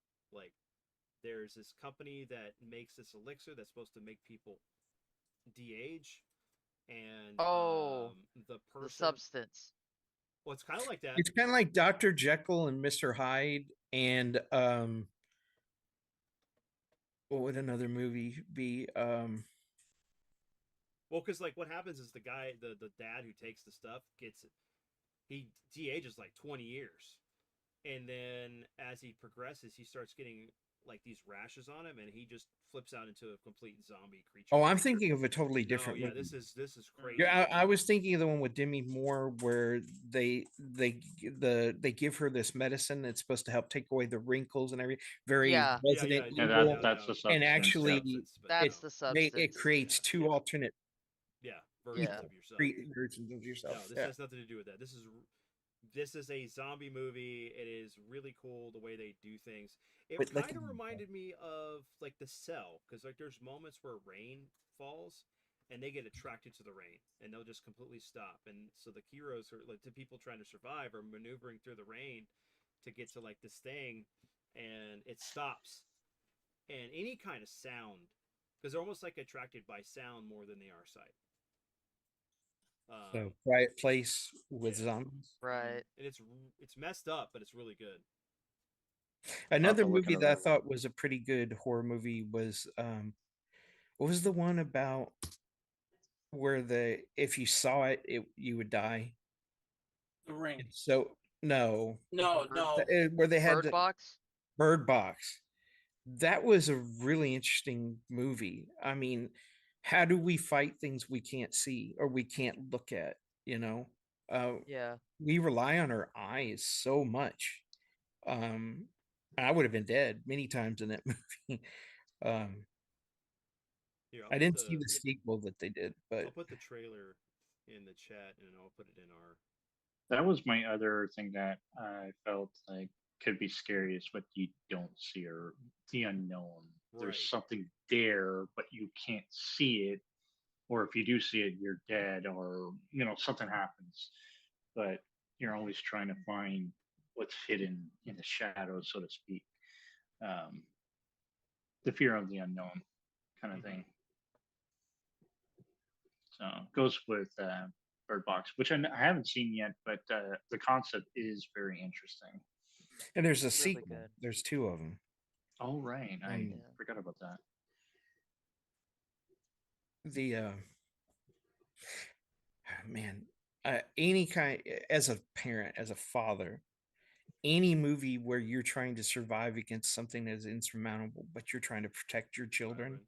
That's this. And understand, like when you go, stay here, I'm going to go fight this. I need you to stay here, because it's easier to fight something when you're on your own. But when you're fighting and trying to protect yourself and others, you've split yourself in half, and there's no way that you can fight some of these things. And your first instinct is to protect your child. I'm sorry, I don't care. Well, some people might not, but for me, that's it. So any movie where there's a child involved in it, my first instinct is to care about what happens to the child. And that's what you're gonna do with the elixir. It's good, but it's messed up. Yeah. I don't want to say anymore, but I'm sending it to. I put it in the chat for people who want to check it out, at least the trailer, and then I send it to the Discord group, and I'll send it to Jesse and Jason. Okay, so we kind of talked about our favorite genres in a way. We kind of talked about and we talked about kind of basically what our favorite horror movie is. But if we talked about who is our favorite villain? Oh, that's going to be a tough one. Yeah. No.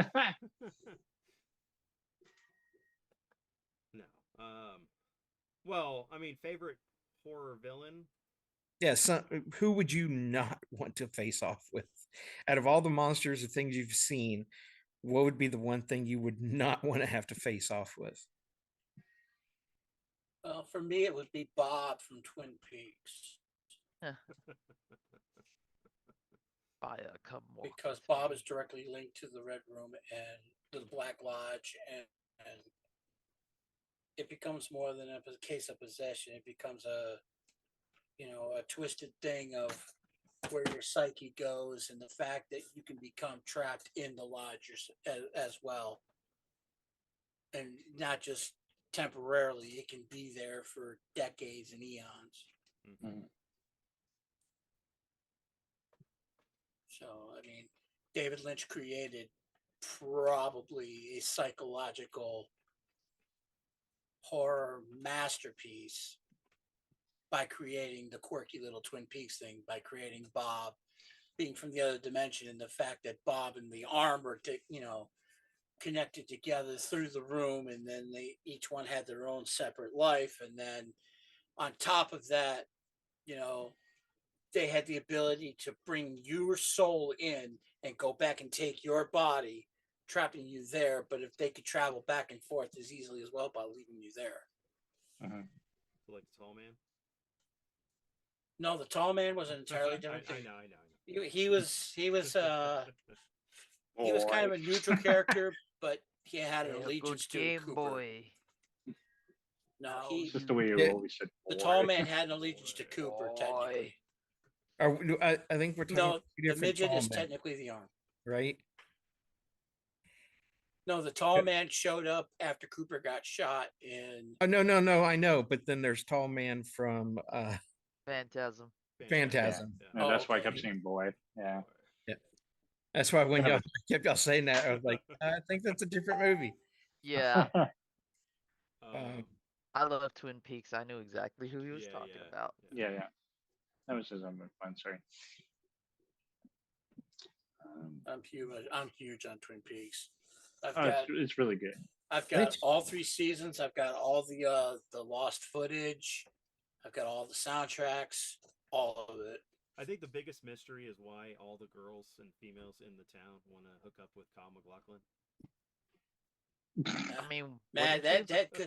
that dude has some magnetism.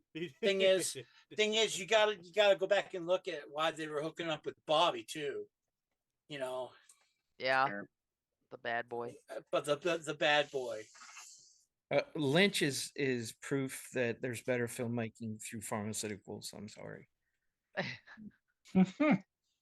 Or suspected pharmaceuticals. Hey man. Yeah, because He gave us if the- not, he hit his head one too many times growing up. I And don't. just Some of his. Yeah.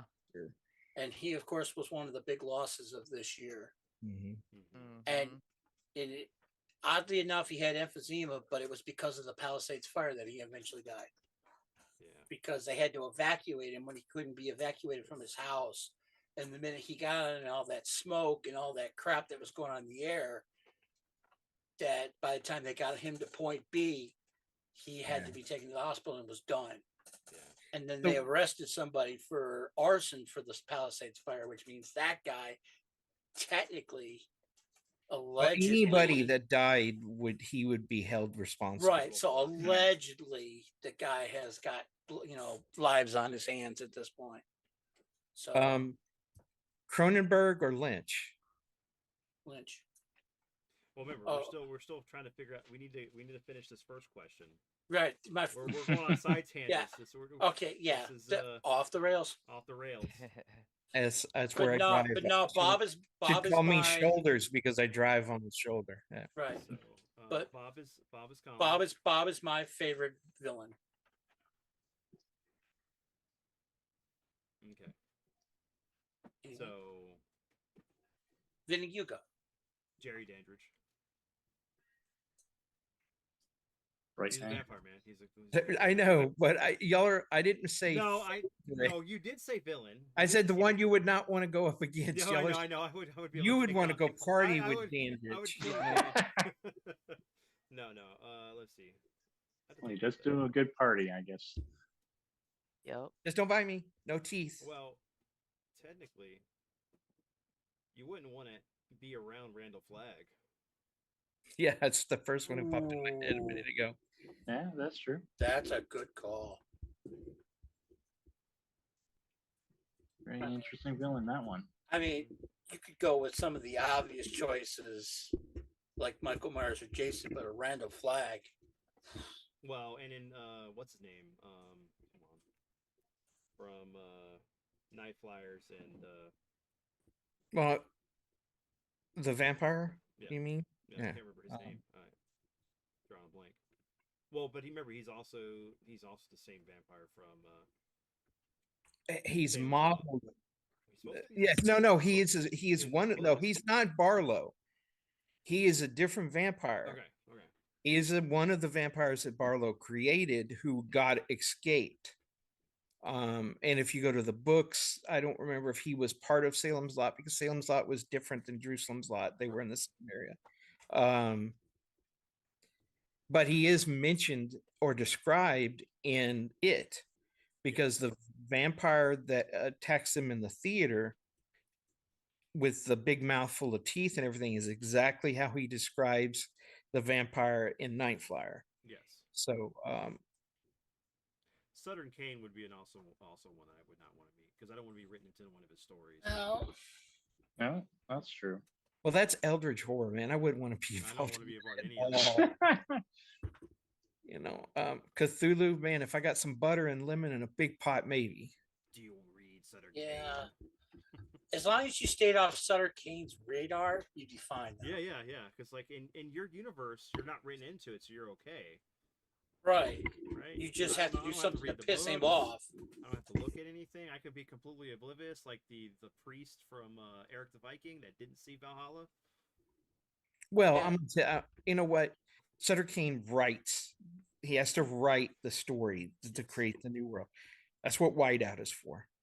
Oh yeah. Get a hold of his grab one, take a manuscript and just keep white changing it paint. and rewriting He's his all story. He's all like, oh, but see, you're already part of the story, and it's like you throw the paint, it just fills in the hole, and it's like, all right, I reread history, I'm out, let's go.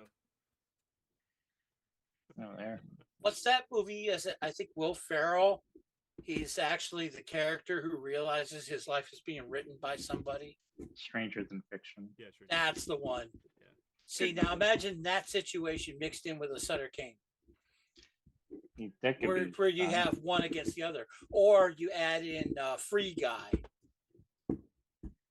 for a little more comedic effect, to where you literally would have one battling the other. Now that's a paradox, but I digress. Yeah, I was driving on the shoulder. You went right off. Hey, There's the You cat. pulled a Thelma, Maybe we Thelma like and it. Louised it, man. Just hey, right off. man. Okay, so keep Turn my going. fan Keep into a going bush with it. hog. All right, Next. Who's the next straw? we're down to Jesse and Jason. I haven't done mine yet. Oh, okay. Well, Well, then do yours. Nope. I'll save mine for last. Over. Because mine is not going to be any of what you guys are thinking. Well, you sure about that? well, oh, that's a I'm challenge. not thinking anything. I'm not thinking anything. So, Well, you know, I don't Fair know enough. which one I would go with in a normal sense, but I'll throw this one in. We'll also give one of the slashers some love. One of the better ones I personally feel is Freddy Krueger. First off, we all need sleep, and if we don't sleep, we're gonna go insane. Well, if you don't sleep, you start You start to having hallucinate. You waking daydreams. He's hallucinating. so and then once you do that, he's got you.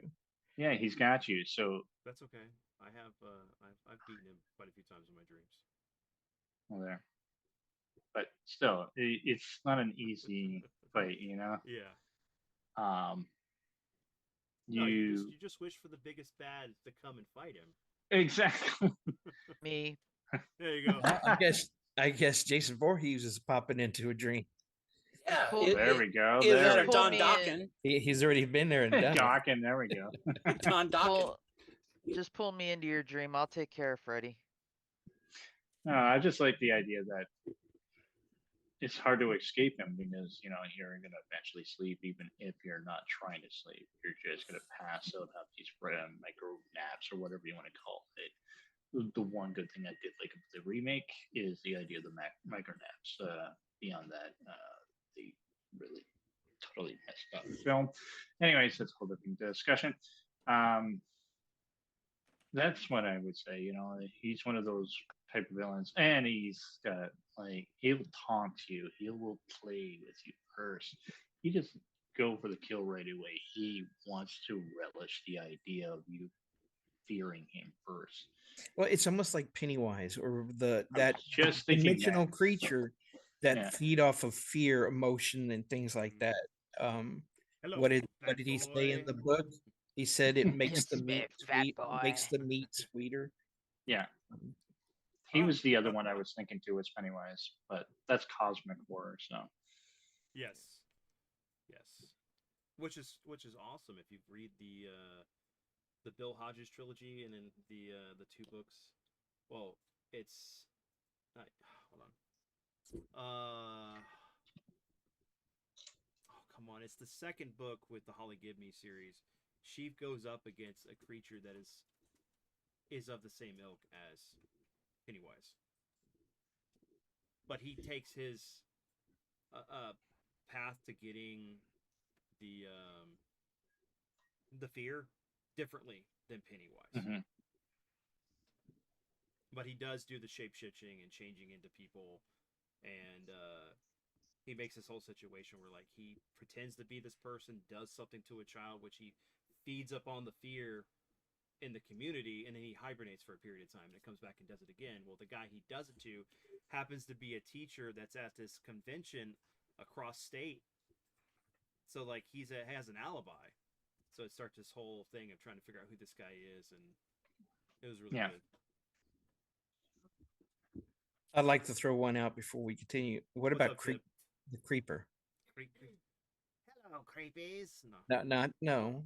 I'm Mm. talking about from Jeepers Creepers. Oh, I would welcome that. What's that's up, an Tim? interesting one. Because you can't kill him.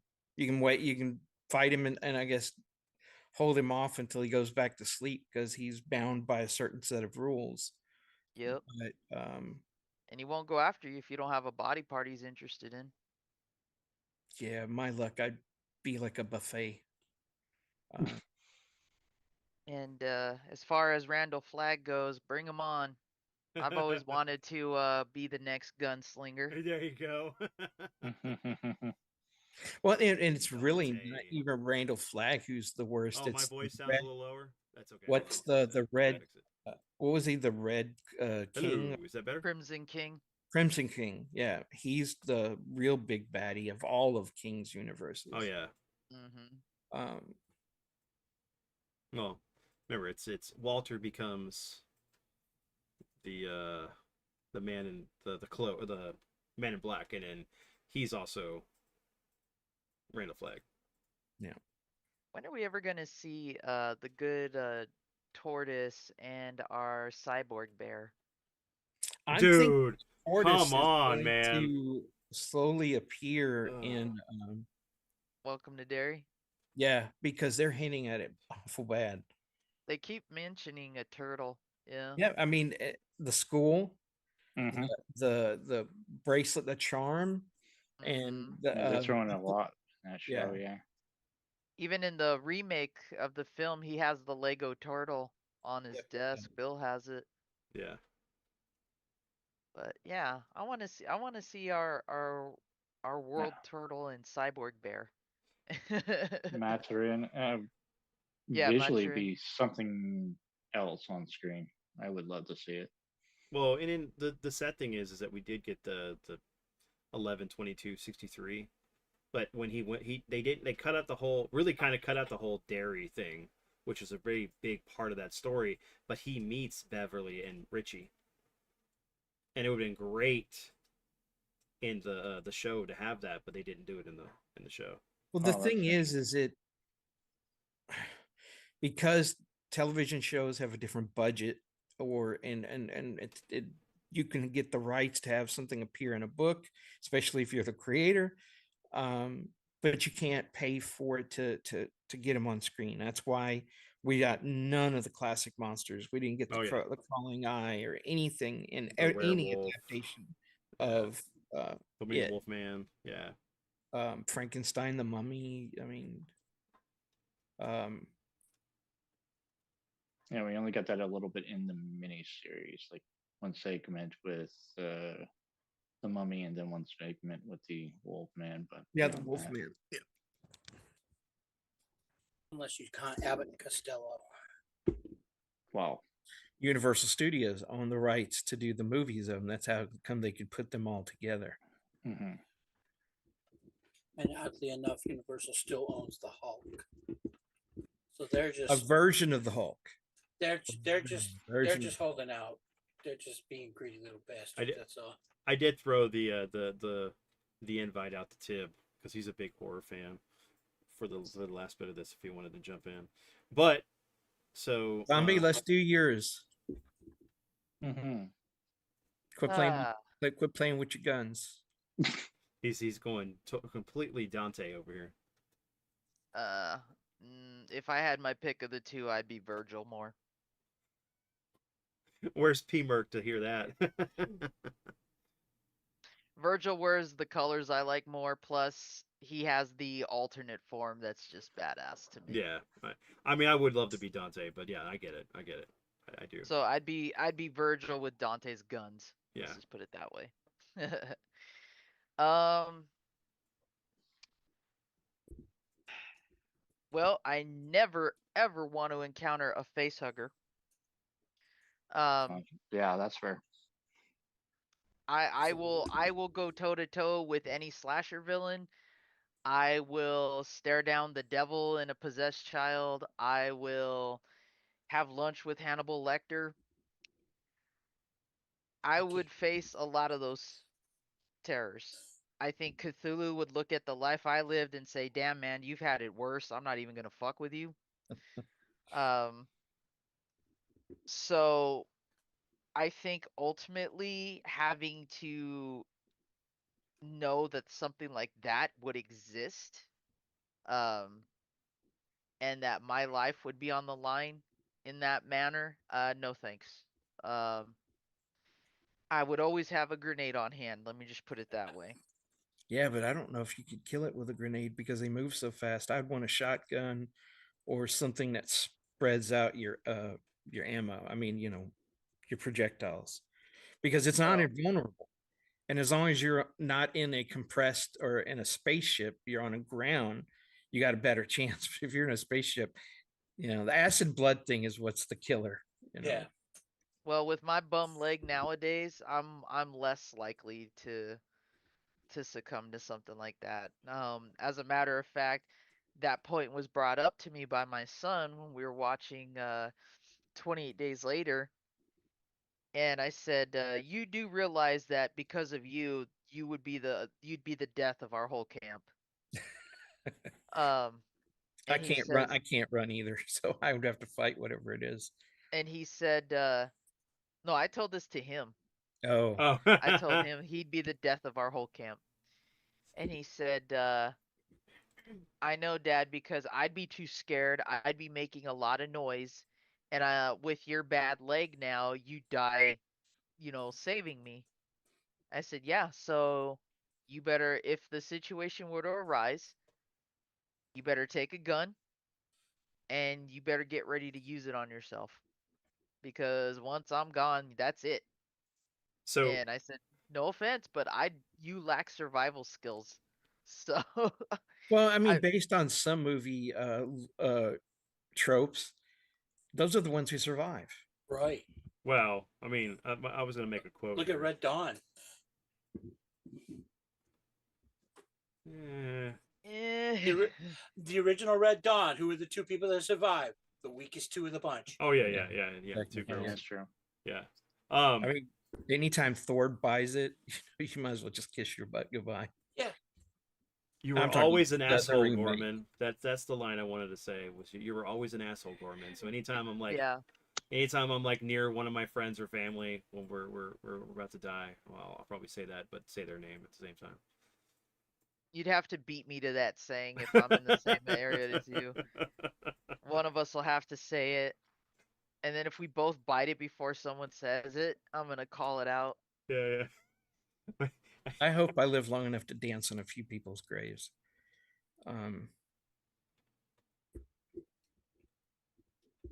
Let's see. I'm trying to torn between two, and they're both pretty horrific, and they're similar. The Blob, which has no natural enemy, and we're living in a world where the environment is getting hotter and hotter, and it would be hard to take that thing down. Or the creature from the Raft, Oh yeah. where just Oh. looking at it hypnotizes you. It's kind of Yeah, an the goo. eldritch horror in itself, because it looks like it's got stars, and staring into it would be like, you know, looking at. I hated the movie, the Creep Show, the second movie, with that story, because it's one of my favorite short stories besides The Mist.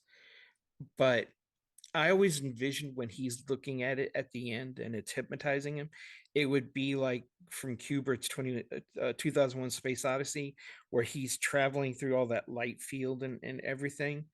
The That stargate, would be yeah. what you would be seeing, because of the way King describes it.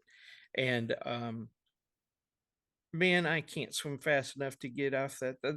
I'd be dead there. That would just be the end of me.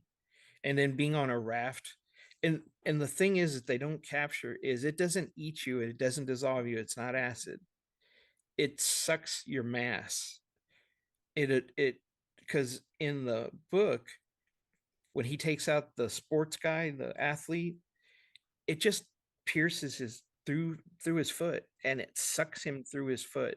He just goes, his mass just compresses in and it just gets drawn through, which always kind of reminded me visually of how I thought the colors were from Lovecraft, because they take away dimension, leave come almost like a two-dimensional flat thing before you're fully devoured.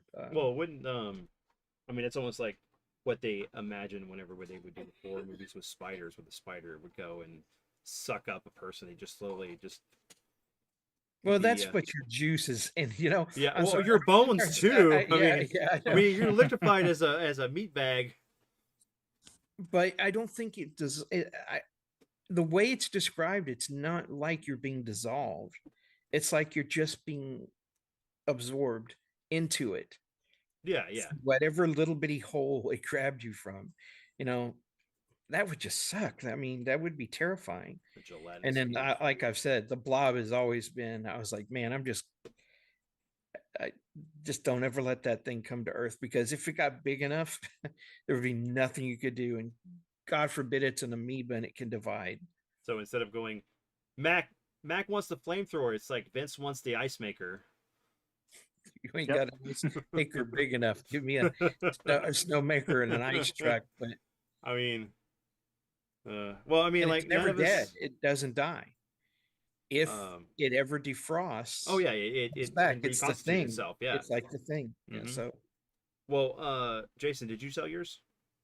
As far as it was Freddy. Okay, Freddy. Yeah. So did no one said Pinhead, which is interesting, because I don't know if I would want to deal with the whole thing. I wouldn't have to worry about it because I ain't gonna fuck with a box. Excuse me. Yeah, I ain't gonna either. But you know, say yeah. I'm not gonna...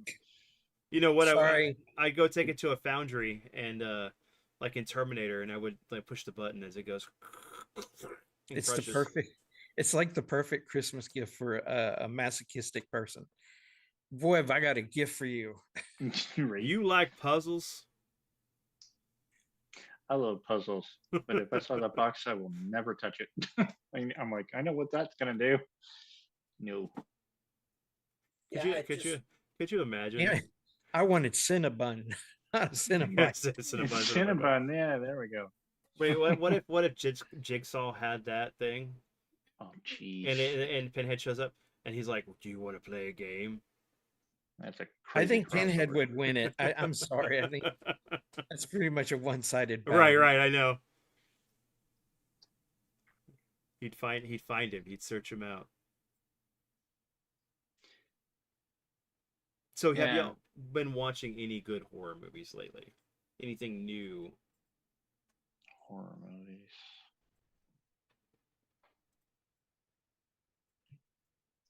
Can't say that I have recently. I mean, for me, outside of Weapons, which is really good. I need to see that. And The Elixir. Death of a Unicorn was really fun horror movie. It's got a lot of comedy in it, but it's really good concept, and you really get those moments of it, like some tense moments. But it's worth watching. So those are the only 3 new ones I've watched. I mean, I went back and watched my staples like House and the Carpenter stuff. Cable channel which is called Classic Movies.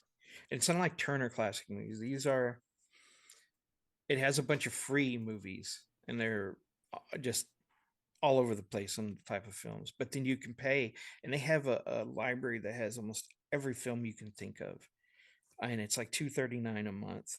Mhm. But I've been going back and watching. They had Burn Offerings. I watched that again. They had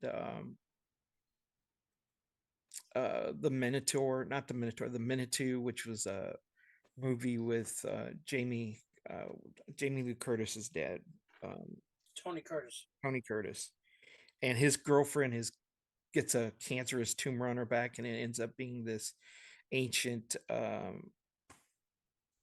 not a witch doctor because it's from Indian lore. What do you call them? What are the doctors that Native Americans used to have?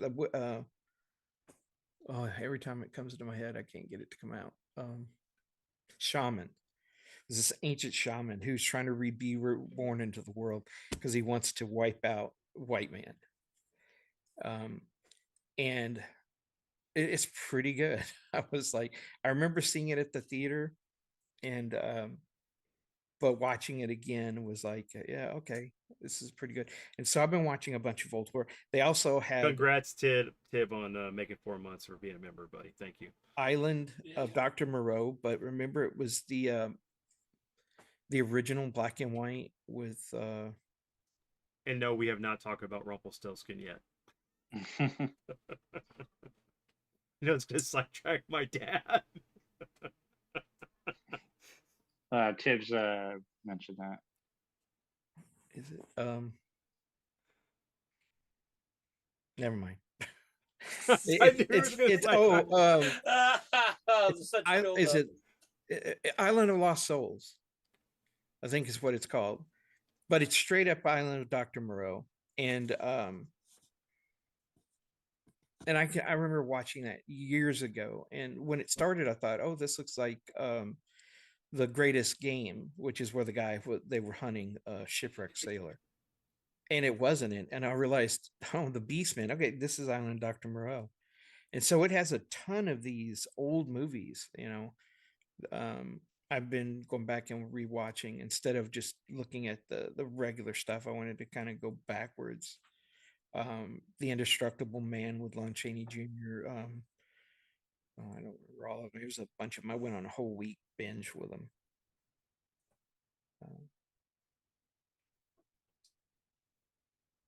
Yeah, is Dr. Moreau with the one with Val Kilmer?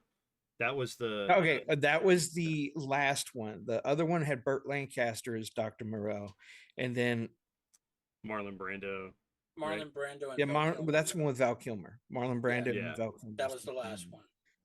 Michael York and Burt Lancaster were in the and Talia Shire were in the 70s version.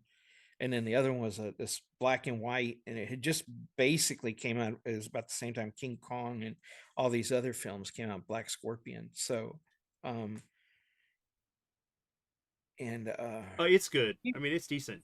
Say Herbert Long, but that's not who it is. The one with Val Kilmer, Island Dr. Moreau. It's good.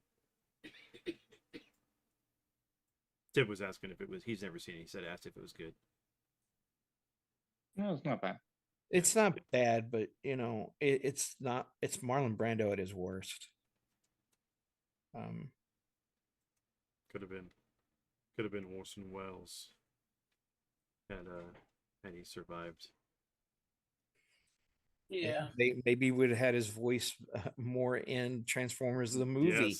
Yes, we could have. But he died making that film, so it pleases me to be the first. I accept your terms. I accept. Anyway. No I can one quote that movie service me. Summons me. Tib, I have to say, man, it's been a long time since I've watched Rumpelstiltskin. I think we watched that whenever we were, in high school, or what was it? When did we watch that, Dad? Because we were in like some bad movies and stuff. Yeah, that was one of those when we were desperate for something horror to watch. But that's one of his favorites. He says it's as good as Halloween 78, Exorcist, and all the other greats. No, it is not. Hey, that's like remember there's the what was it? There's Friday the 13th and there was Saturday the 14th. The 14th. And Yeah. there's 2 movies for Yeah. that. God. Um, Oh man. what are y'all's favorite? What is your one movie that you have to watch at Halloween for it to feel like Halloween to you? Ooh. Give me the baby Johnny. I Um, don't know. well, usually for me it's Prince of Darkness. I love that movie and it's You one of the watch ones it all the time. I do watch it all the time, So but then you can't really. Oh, Well, every day is Halloween. As it is long as every day is Halloween. Halloween. Oh yeah, I watch Nightmare Before Christmas. Not joking. um, 'cause, like, technically, for Christmas, it's A Wonderful Life. It's not Christmas until I've watched A Wonderful Life or I've heard the Bing Crosby, David Bowie song. I need those for it to be Christmas in my mind. I mean, technically it is just Halloween, the first Halloween, Yeah, and Halloween 3, 1 and 3 are. I can watch one or the other. Yeah, Yeah, I would go with that. I mean, I don't always do it every year, but I Yeah. always look for horror movies in general during Halloween. Funnily enough, with The Thing, I don't watch it during Halloween. I watch it during Christmas because it's Oh. winter and all that. That's No, my I Christmas believe you. It's a Christmas movie. yeah. It's like Lethal, Lethal Weapon. Lethal Weapon, Yeah. Die Hard. Yeah, those Die are Hard. Christmas Yeah, it's a movies. Christmas movie. I'd like to interject with a current piece of news for today. Freddy Krueger actor Robert Englund receives Yes. star Got on his Walk of star. Hall of Fame. Yes, yeah. Yes. It's Damn about time. freaking time. Mm-hmm. About damn time. Yep. Mhm. Freddy Krueger. Speaking Right of there. Someone get I this ca- man a star stat. I commented on a Facebook post about that, and I said now they've got to put Kane Hodder's next to it with a versus plaque in between them. Yep. Gotta be And a amazing. Bruce Campbell that says "What if?" Because Mhm. we were supposed to have that movie with him fighting both of them, which would have been Mhm. so good. Yep. We got the comic at least. Yeah. Yeah, the comic was good. He even did pictures with the glove on. That's beautiful. Yep. Nice. I can't believe he got Trump has a strong talent for Prentice, so I guess they give it to anybody. But Robert Englund has done a lot of movies. I know he's remembered mostly for Freddy, but I remember for other films. Yes. I remember him from B. Yeah, from Yeah, B. B, B. yeah, There we go. Yeah. Yep. One of the good aliens. And Yep. we can't forget his wonderful lines in Ford Fairlane. I'm gonna get you, I know what he Ford. laughed. I'm gonna get you, Ford. The way he laughed. Robert Englund doing a British Australian accent laughing was just like that was worth just watching the whole movie. He was in a version of the Phantom of the Opera that was good. Mm-hmm. That's true. Well, and then he did a lot of movies where when he was younger, he played good guys. I'm trying to remember some of them. V was one. Well, wasn't he known for being, a good character? Like he played good characters until he ended up playing Freddy. Krueger. Freddy, yeah. But I mean, he did a lot of Corman stuff. He was like bit characters in Corman, but he had a major role in what was it? The one where they went to the planet. The one that Cameron did all the special effects for. Was it Forbidden? Not Forbidden Planet. I'm sorry. That's the first thing popping in, but that's that's not it. Hold on. I'm looking it up. I'm looking up his stuff right now. I'm trying to think of the other ones then. Quit! I don't. Galaxy of Terror. Galaxy of Terror. Galaxy of Terror. Yeah. And I liked him more than I liked the actual Cameron, the main character in the thing. I was so glad that he lived. I was like, his character just was the one I focused on in that. Oh yeah, Nick said or Critters as good as Gremlins because that first Critters movie was good. It's Critters just was Yeah. really yeah, good, and the second one, I feel the second one's even better because it upped the camp, Uh, and it was just like, okay, this is fantastic. the giant ball of Yeah. critters. I Critters. just love that. I mean, you have Billy Zane in Wasn't it too. that the third one with the giant ball of critters? no, No. the third one was in the apartment building So Oh, the- yeah. with okay. Leo DiCaprio. yeah. A really young Leonardo DiCaprio, but still. I mean, we had the one of the singers from Tears for Fears in the. I'm joking. I'm so joking. 'Cause I always made that joke because the actor who played the was it the bounty hunters looked like looked like the Well, main one of them playing that was one song. one of Yeah. them was from Deep Space Nine. Yeah. Not Deep Space Nine, Voyager. He played the one that looked like a lionfish. What's up, Ryan? Red rum, red rum. We did talk Hey, about Ryan. we did Hey. talk about Yeah. Here's an honorable mention for the a Shining. bad guy you don't want to encounter. The old guy from the Poltergeist movie. The second Oh. one, is it? Yeah. Oh, King. Kane. Yeah. Reverend Kane. That dude was nasty.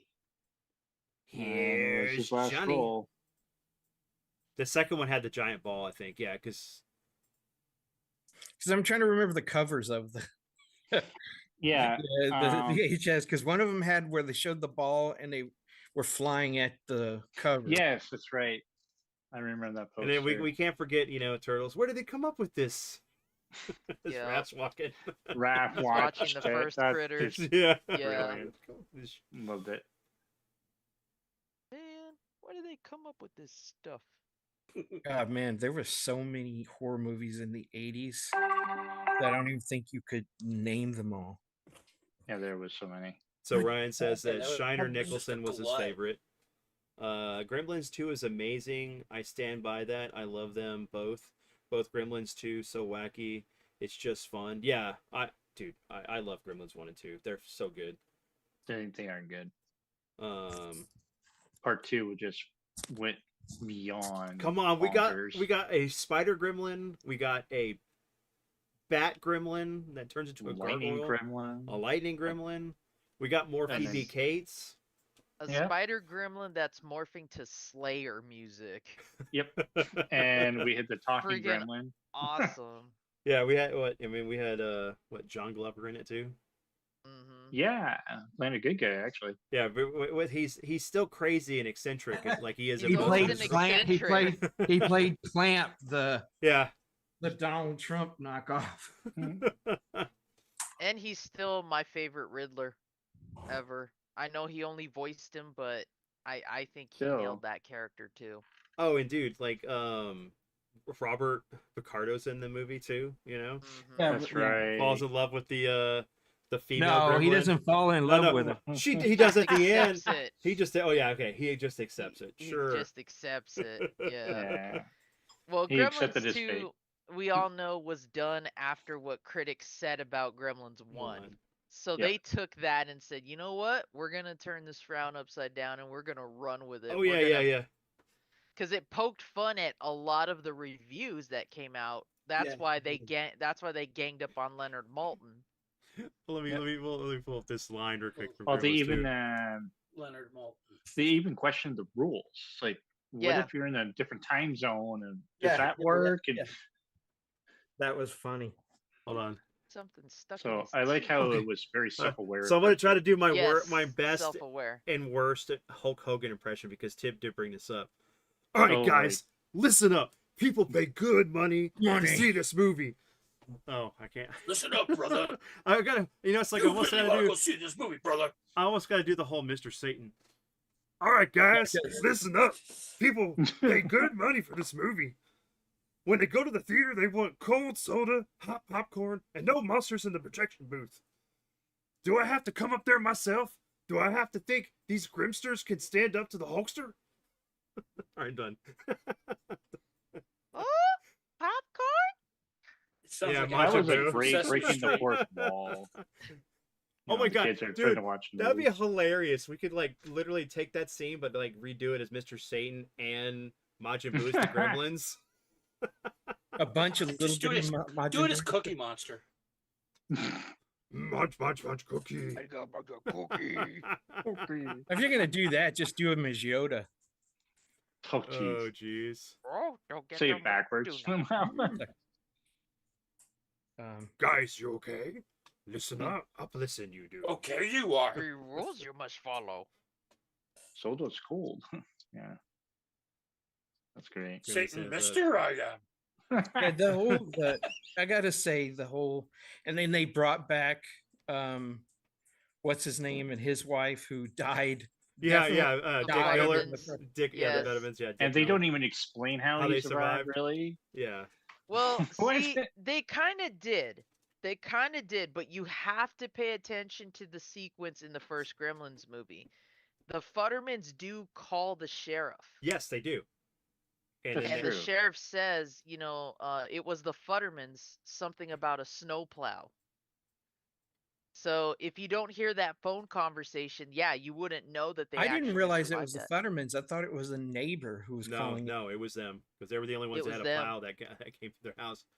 No, that they had died and somebody was reporting it, and that he needed to go because he was just like shocked, like somebody had died. It wasn't like, oh, there was an accident where somebody drove a plow. The look on his face is one of shock that somebody, to me, I took as he was saying they died, that I'm reporting the death of somebody. Yeah. Um, Well, Tib asked, I'll do have to we rewatch all that scene. consider Jaws as a horror movie? Oh yeah. Of course. I just best a shark fish and movie. chip gone bad. Yeah, yeah, yeah. And that falls under its own category, nature gone Nature. wild. Day of the Animals, Grizzly, even Prophecy, where the bear gets mutated by mercury in the water. I mean, it was a nightmare for a couple townsfolks in Quint, but everybody else was okay. Average day at a resort town. That whole town was effed up for the rest of their life. None of them would get into the water, And especially after the second movie. well, Freaking Target. We've got these freaking sharks, or they've targeted us. It's just war. That should have been the third one. Jaws. It's war. it's now. war. Right. Ben, we got Jaws 3D, the best movie ever. No, kidding, but- Well, I mean, hey, rest in peace. I Rob love Dennis Schneider. Quaid. Don't and not, oh man, who Uh, I almost said Cuba Gooding Jr. Like nope. Gossett Jr. or something like that. Lou Louis Gossett Scott. Jr. Lou Gossett, yeah. Come on, Yeah. man. Hey, to be mean, fair, those as a kid, I two, enjoyed it. I mean, every time I watched them together, every movie they were in together, they were great. I loved Enemy Mine. Enemy Yes, Mine. yes, Great yes, movie. great move. And hey, and we can't forget he was in The Punisher. It's Dolph Lundgren. Yep. They- Dolph Lundgren. Yeah. Oh yes. of all the movies that came out at that time, should have gotten a theatrical release Yeah. It was because it was the good. best of the Marvel ones Yep. at the time. At the time, yes. Can't forget. Absolutely. He's capped it. He didn't have rubber ears. Red Brown. Oh no, uh, Red Brown was different. It was a Captain motorcycle helmet. Yeah, he had the glued on. He the Oh freaking my gosh. ears. Oh no, it was the ears and the wings that were glued onto that. Yeah. Yes.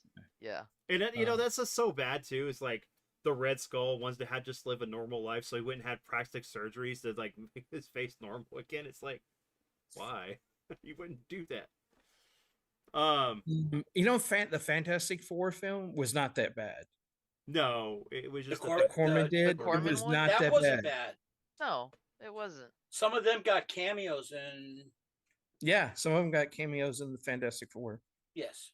Ah, nice. So Carmen's is still the most accurate in my opinion. Yeah, pretty close comic book wise. Yeah. And the Doom outfit was fantastic. The Thing in the Doom. All right.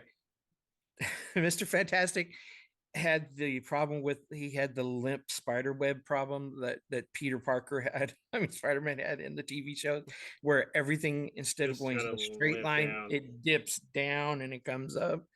When he did his stretching, that's what happened all the time. And I was like, come on, guys. limp stretch. but and I mean, not for early CGI for a studio that didn't have a lot of money. The Human Torch wasn't bad No, it because it wasn't. was a No. mix of CGI and animation. So, I mean, it can't be any worse than that Justice League one that they did. Oh, that was. the TV thing, Yeah. Oh, I've seen that. That was bad. Yeah, me it and was Dad saw pretty- it too. It was we saw that. yeah. That Kelsey I mean, Grammer as Kelsey Grammer as John Rhys Davies. Martian Manhunter. John Rhys Davies was Martian Manhunter. Oh No, yeah. no, it was Kelsey Grammer, wasn't No, it? it was John Rhys Davies I have to check on that because I don't think that's right. Because from he had MASH. a gut from MASH. That's not John Rhys That- Davies. That's That's not John him. Rhys Davies. Is it? It's not No. Kelsey Grammer. Hold on. You're right. You're right. Kelsey on. Grammer. So I had to go back to Cheers. So you're right. Hold on. Well, there is a thing called Google, I guess. Well, remember. Okay, so the Justice League of America 1997 movie. God, it still looks horrible. Yeah. It is. It was still better than I wouldn't want to go up against that script. Wait, is that- Oh. Oh, that is just. the DC Super Show that started off as a Friars roast. Oh, the thing that brought Batman and Robin back. But yeah, The, and it had Green the- Lantern, in Flash, and Flash, it had like Solomon Grundy, Grundy. Yep. and Joker. It had Riddler. Toyman. It had, and I loved when they brought back like Gershwin to Yes, to play the Riddler. That was fun. but no, that Man, those where were they were horrible. they were celebrating the old superhero there, and Ken. The oldest remember superhero what- in the world. Yes, Who might even played the have that somewhere. doctor from Inner Space. oh, He was the doctor treating what's his name for being the hypochondriac. You're Ex- okay. So first off, the person you're talking about, Colin, is the guy from Sliders and Indiana Jones. Yeah, Sala? Sala. That's who I thought it no, was. No, it's David Ogden. Ogden the Steers. Ogden Yeah. Steers. Yeah. Okay, yes. Yeah, I had to look up his name, but I knew I his had the face. and I right was like, face, wrong name. Wrong name. That's why you were throwing me I off. admit, I screwed up. No. It's okay. Although John Rhys Davies did play the first Kingpin. Yes. In the Daredevil Yes, and the Hulk meets Daredevil, or their Trial of the Incredible Trial of the Hulk. Hulk. Yeah. Yep, Yes. he did play Kingpin. Oh, I couldn't. I mean, I remember the thing, but I don't remember who played Kingpin. The first Jaws is definitely a horror flick. I got you got campy and that fun, and after that fun and campy. I'm reading what The Nick problem wrote. with the book of the sequel to Jaws was really good. For as rushed as it was, the movie didn't give it credit. It didn't play up on the fact that the original shark had, attacked this other shark, got her pregnant. She was returning back to the area where she got pregnant to give birth. So there were two sharks in that book. There was a baby, and there was her. And the one that Brody kills with the electrical wire is the mother. And then they copied that for Jaws 3D, where there were two of them in that one as well. And then they used it in the Meg 2. Mm. Dude, like I'm gonna post this horrible picture of all the characters from Don't, that Justice League. no.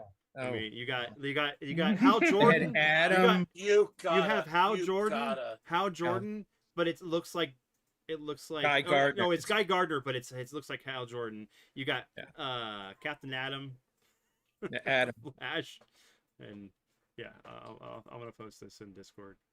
And they were like Fire and Ice. straight up latex. Yeah, Yeah, Oh, Sponge kind of outfit, nothing like we got later with the Flash. Even know the what?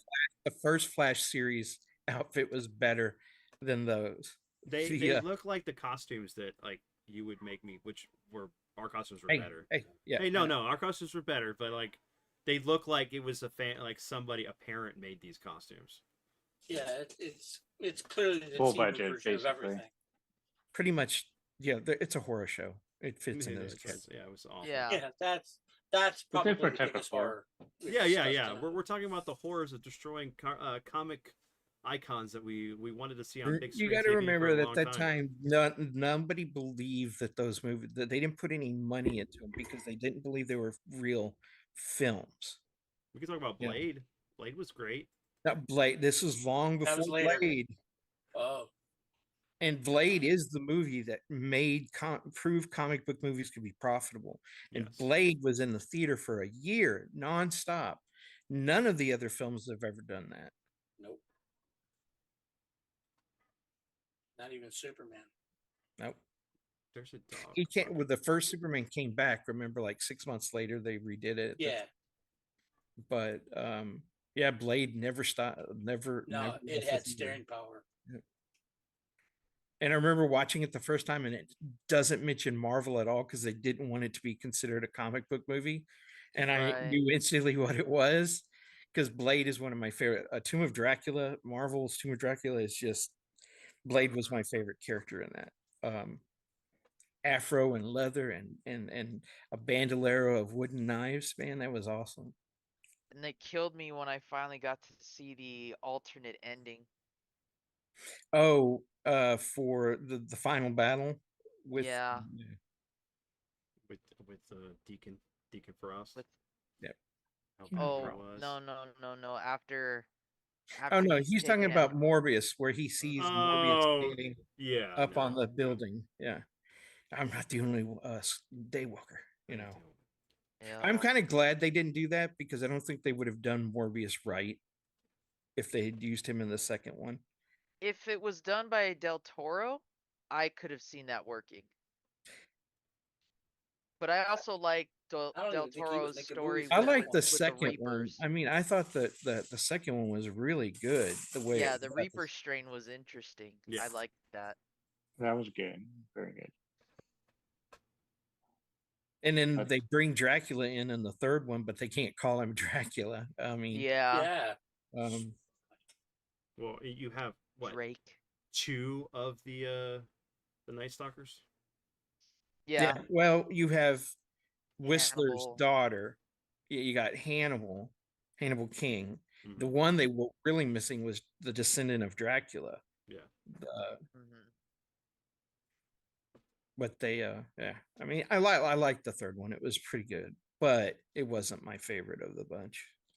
Could have had Morbius there too. He's the Night Stalker. Mm-hmm. And then the alternate ending to that, supposedly introducing Werewolf by Night. Night, yeah. The one thing that I'm glad some of the stuff didn't happen because I love the Werewolf by Night Special. special. Yes. Now, That was and good. if they can pull out these next 3 movies, we're going to get the Dark Side, the Darkhold, and the Midnight Suns saga.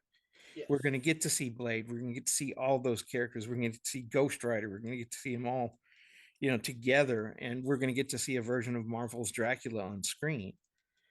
But everything is going to depend on these next 3 movies, the Spider-Man and the 2 Avengers movies. It's all going to come down to Robert Downey Jr. I hate to say it, but I think he'll play a good Doom. I really do. I mean, from the little snippet that they had at the end of Fantastic Four, yes. I mean, yeah, he'll carry it But fine. we didn't even get to hear him talk, though. He's for just a kneeling. moment. No, because wasn't he just kneeling by Franklin? No, and he Franklin- said something to him. Did he? Yeah. It was But really the thing is, low. it's He didn't- again, it's a snippet, but I don't want it to be him carrying this movie. No, it needs to be about the heroes. It needs to be And all I like the original plan was to give him his own movie, which would have been in Latvian and explain his mother and her would have introduced Mephisto, who had his mother's soul trapped in hell, and which led to some of the best comic stories with them, where Doctor Strange had to team up with Doom Victor and go to try to rescue her, and he did it every year. He agreed to help him every year. Once the barrier was down, they would go and try to battle. Yeah. Okay. And they've got all the components in place for that. Yeah. Because Sacha Baron Cohen, Yeah, he played a great Mephisto. Oh my god, He's he was always so been- good. he's always been hit or miss for me with his movies, but I kept an open mind when it came to Ironheart and see what he would do, and he knocked it out of the park. I thought he did a fantastic. He was the job best with part of that show. I'm sorry, but he was. I mean, if anything, that show was meant as a tool to introduce Mephisto. The Just MCU like He was our supposed to have new been horror introduced movies. in Agatha all along, but Yeah. we didn't get it. Okay, so have we still got people talking with us? Nick was the last person. If anybody's in chat still, Have them give us a movie, and we could talk about. Unless y'all are ready to end it. That's up to you guys. It doesn't matter to me. I do want to say one point based on the various topics we've brought up and sort of what's been our favorite horror movies and villains we wouldn't want to encounter, things like that. I think the key unifying element of it all and what ultimately sells any horror movie is the fear of control, the fear of loss of control. Because when you look at everything that we've brought up, you can see how that's embedded in everything. When we can't control our reality, when we can't control our creations, there is that ultimate horror, regardless of what the situation is. I think that when you say control, you're talking about that mankind has always been, not always, but we've been at the top of the food chain for a long, long time. But when we go out in nature, we're not on the food. We're part of the food chain, but we're not top. We are poorly designed, except for the fact that we can make weapons. No, but I mean, if you take everything we talked about tonight, a lot of our movies we talked about are about the loss of control. Right. And what I'm trying to say is, depending on what kind of control you're talking about, if it's something we've created and it gets out and it's a lab and it comes back to haunt us, that's a loss of, we created that loss of control. If it's something that is superstitious, or like you go into the woods and all of a sudden there's a spirit that's been there and it's got myth built around it, that we've gone out of our world and we've gone into its world. So we lost control the minute we stepped across a line. Yeah. There's different types of control that you can lose, but most of it always revolves around us no longer being at the top. We are exposed to something we're incapable of dealing with, and then it becomes our ingenuity and our brain that helps us overcome it. Sometimes we don't, sometimes we do, sometimes it's Mother Nature, like War of the Worlds. The planet took care of it.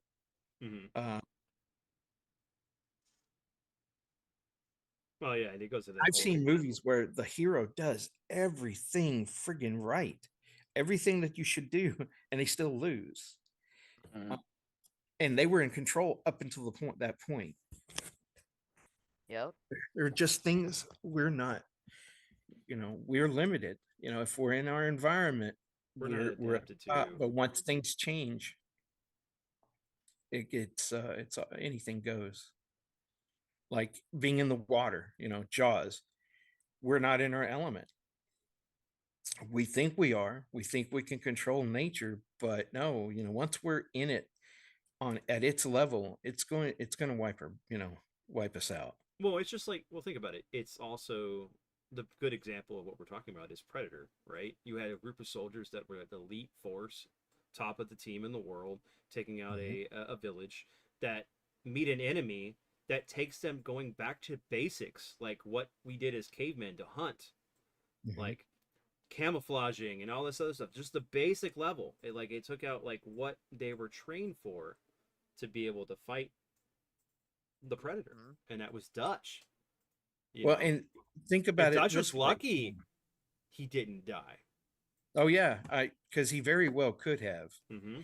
That Mhm. the only thing was he set that trap. The trap failed, but it still worked because he was able to kick the trigger, which brought the thing down. Well, on him. that, and it's also He used it happenstance. offensively when Yes. before it was a defensive defensive, tactic. yeah. But it was also one of the things that was happenstance that he fell because he got shot in the arm into the mud. And when Yeah. he's sitting there trying to crawl away from it, he notices that it can't see him because he's See covered him. in mud. That's when he starts putting all the mud in there. He didn't even think about that. It was like in the ground level thinking. But I think Mhm. like Starship Troopers and Alien, where they don't use weapons. They don't use. I mean, in Star Trooper, the original book, they used did. weapons. They used but machine guns. in the it was really our advanced technology against something that is just primal and can breed faster than we can. And when we die, we can feed its troops. Where it's like fighting zombies. Every time one of us fall, Yeah, Max Brooks talked we about that resurrect and in we his book about we the fact become that, yeah, another arm. how do you fight an enemy that it takes 9 When- months to 20 years to train a soldier, but when we die, we just replenish their ranks Yes, Yep. instantly. instantly. Yeah.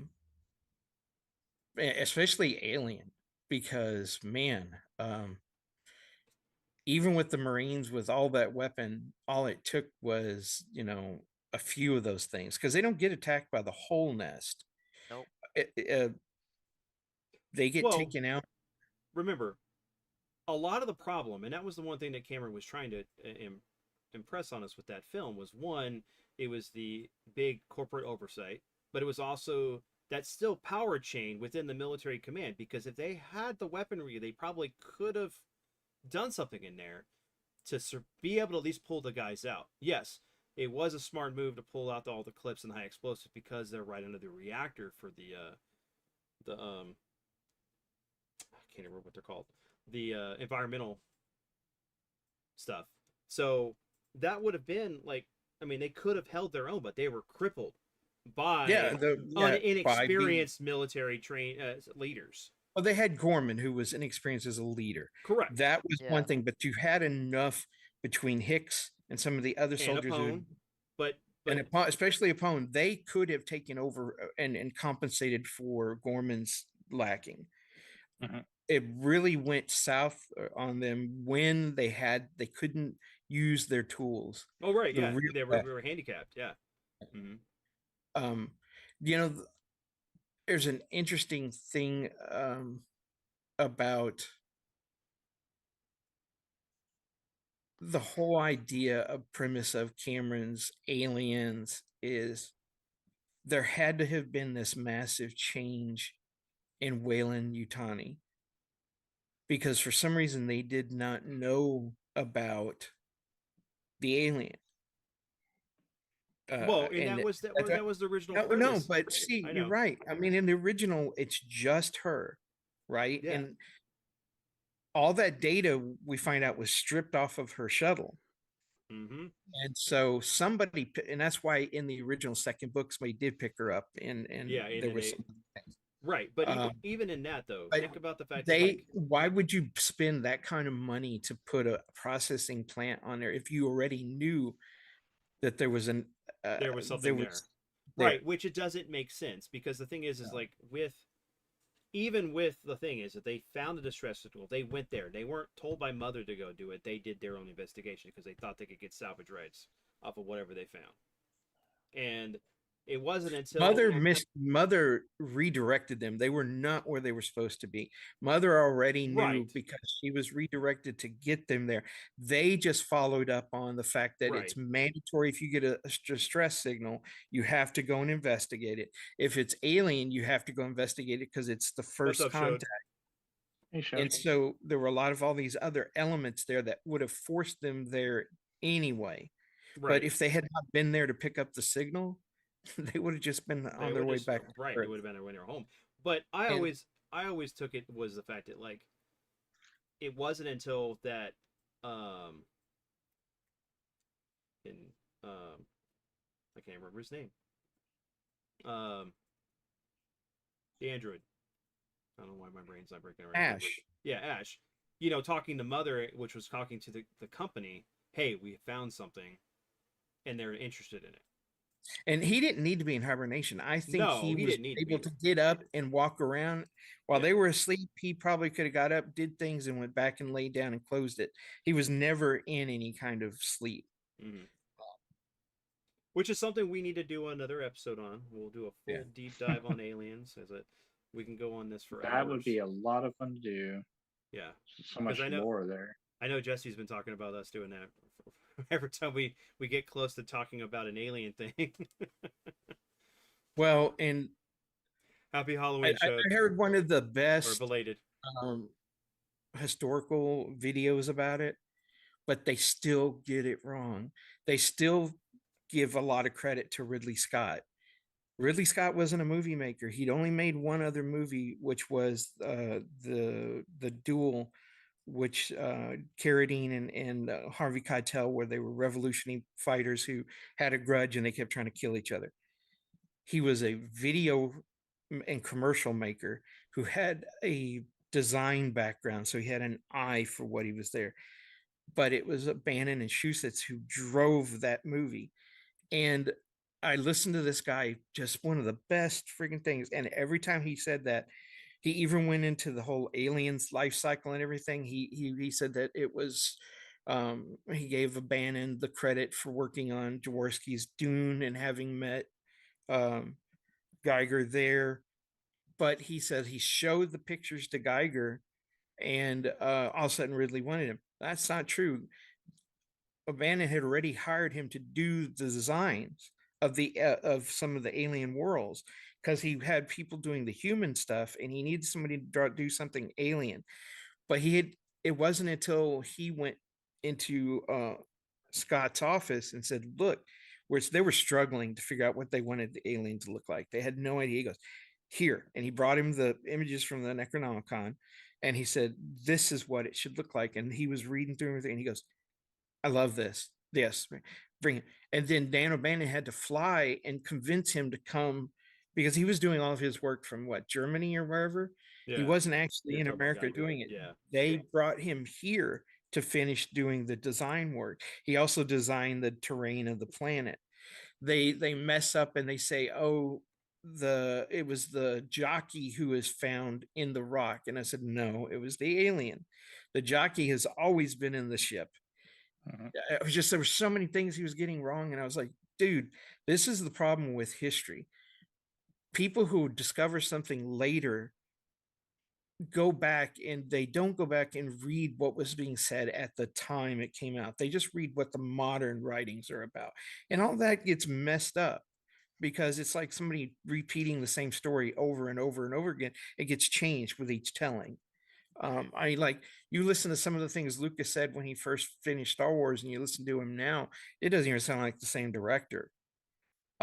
So we change, we rewrite our own history, and that's kind of what they did. And all you got to do is look at everything else Ridley Scott did with Alien to know he had no clue what he was doing. Because I'm sorry, Prometheus and Covenant sucked. His idea of what he was following that same Walter Hill and what's the other guy who wanted to make this more about humans, and they brought in the evil corporation, which didn't exist in the original writing. And then Scott really wanted to play up on the Ash character of because he's always been fascinated with like Frankenstein, the idea of man creating life and then that life killing us, and then it following our example, which is what all his two latest Alien movies were. And it goes back to saying that sometimes a director can be great at, or even a corporate, a CEO or somebody, they can be great at getting a company started and getting it through its early stages. But once they reach a point where it starts to expand and you got to change how you perceive it, and they can't, they cause their companies to implode. And that's what I thought Scott did. And it was only his ego that stopped him from having the one of the best alien films that come out, because it was going to wipe out everything except for 1 and 2.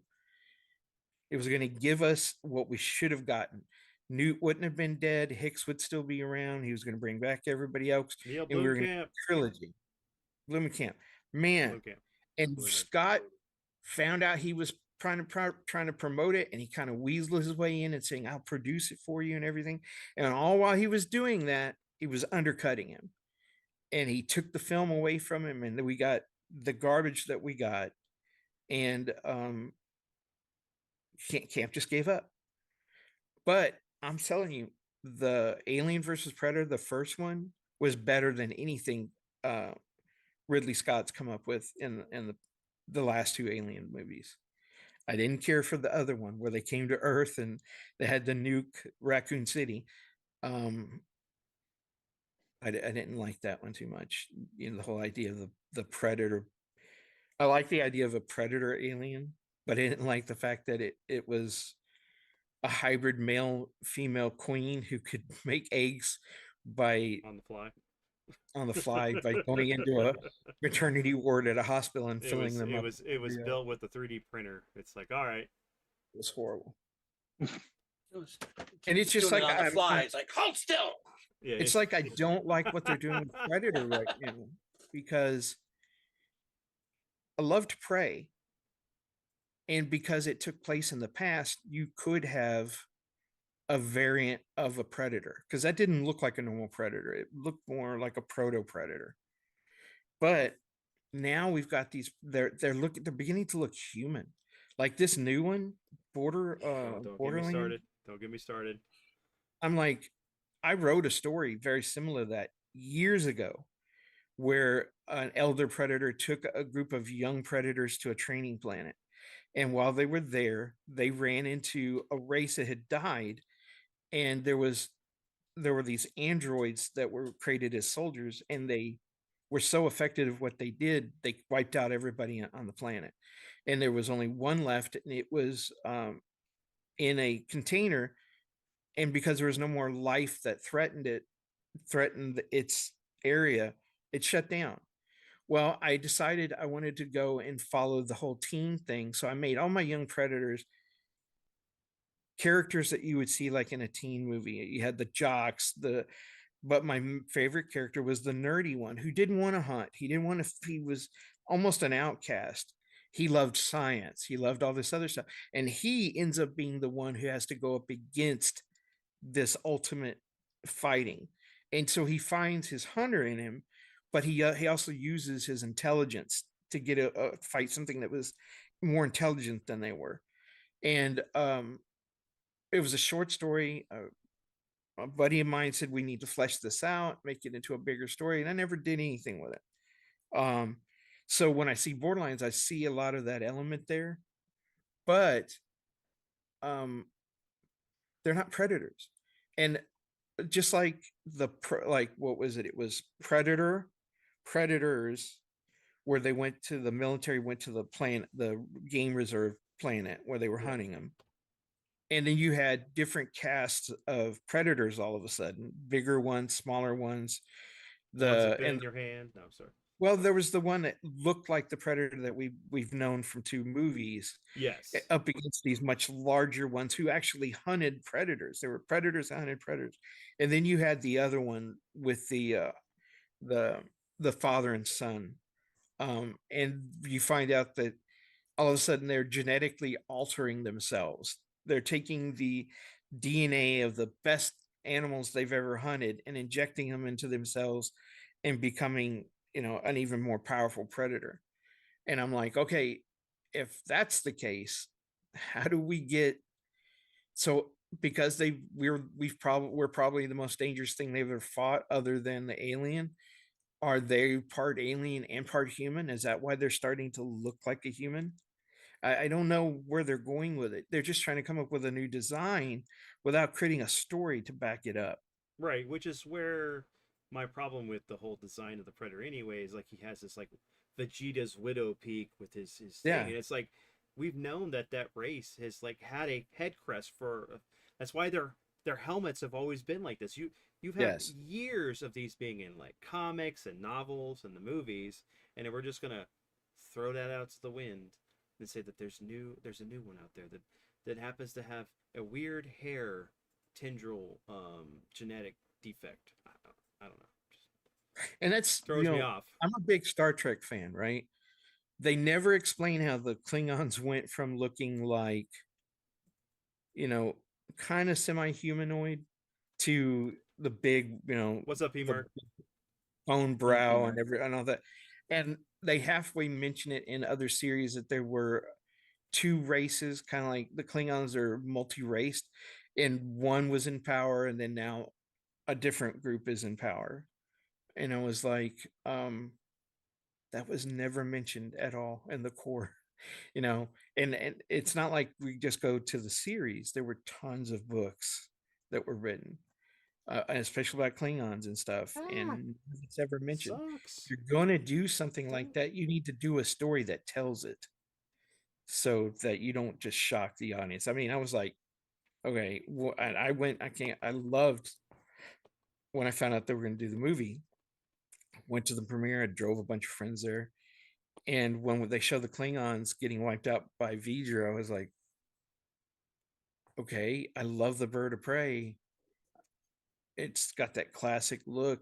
It hadn't become the swept, I mean, not the swept wing, but the falcon looking one yet. It was still the more classic looking one ship.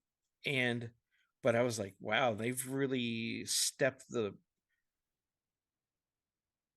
it's almost like they went from a warrior class but with technology to just a warrior class. Because the modern day Klingons that we know now would rather fight you with a knife than use a blaster on you. Um, they improved it, but they didn't explain it. I mean, I was just trying to use it as an example. But All right, so I guess we can kind of start getting to the wrap up this. I just know if like Jason or Zombie wanted to add anything else. yeah, yeah. I got a cat in my lap. Is that a cat in your lap, or are you just happy to see us? Yeah, yeah. You're gonna fall, sweetheart. I don't know. We definitely went on an interesting tangent about aliens and different type of aliens, such as the Predator and such like that. I don't know what to add to all of that, other than the fact that Aliens was a very different type of horror film, at least the first one. Yeah, it definitely defined a genre and changed the landscape for horror. But it still felt like that isolated situation, such as the Thing and all that, because you're on a spaceship and stuck there with this thing that's hiding in the vents, and you try to find it and Yeah. all that. Very well done. I like the story of it. It was very much a throwback to. You could have told this story back in the 40s and 50s, and there were several films that were like it. And, one thing it to was add, it was also originally designed to be a Gremlin story, like not Gremlins, but was like a beef. Yeah, it was a B-52 not like Gremlins, bomber. but it was a bomber coming back from a bombing run over Germany, and they were them trying to survive a Gremlin attack, which then was later used by Bannon's his segment in Heavy Metal, but they were zombies instead of. Yep. Same guy wrote them. But like Event Horizon, and in a way, Alien, they're haunted houses in space where you're getting picked off one by one from an unseen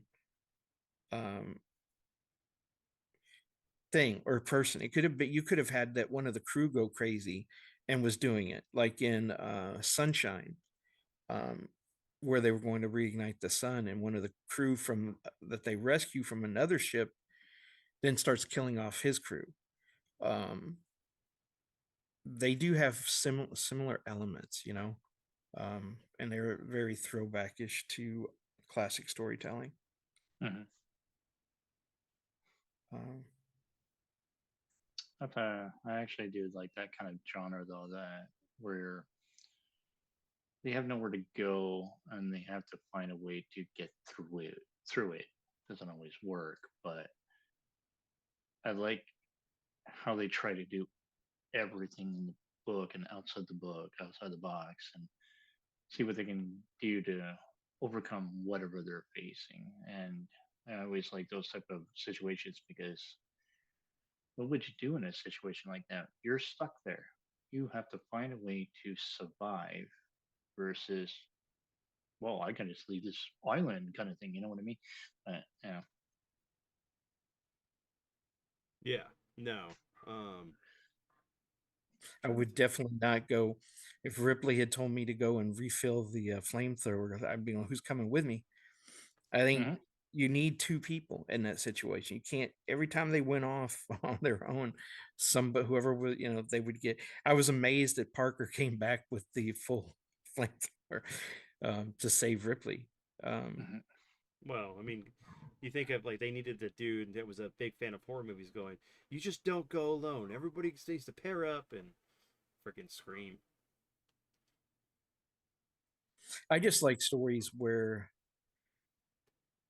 we're just unprepared for, like, first contact stories, you know, with aliens. Or I mean, first of all, like, other people have said, you know, if we meet up an alien and it comes here, odds are it's coming to steal our resources or to use us as slaves, you know, because they put on that kind of look of that everything it has to revolve around money or some kind of finance or whatever.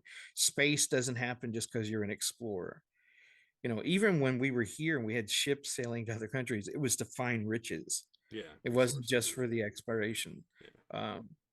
So, and that Stephen Hawkins believed that would be our nature. That would be of any form of life. That would be your nature. You're not doing it just for science or anything else. You're doing it to exploit whatever resources you can get, Yeah. even if that's us as slave labor. We're never gonna Uh, have that first contact moment where, we happen to figure it out, warp technology, warp, and the Vulcans see that yeah, we yeah. can do Vulcans something are never going to different. walk down and live long and prosper.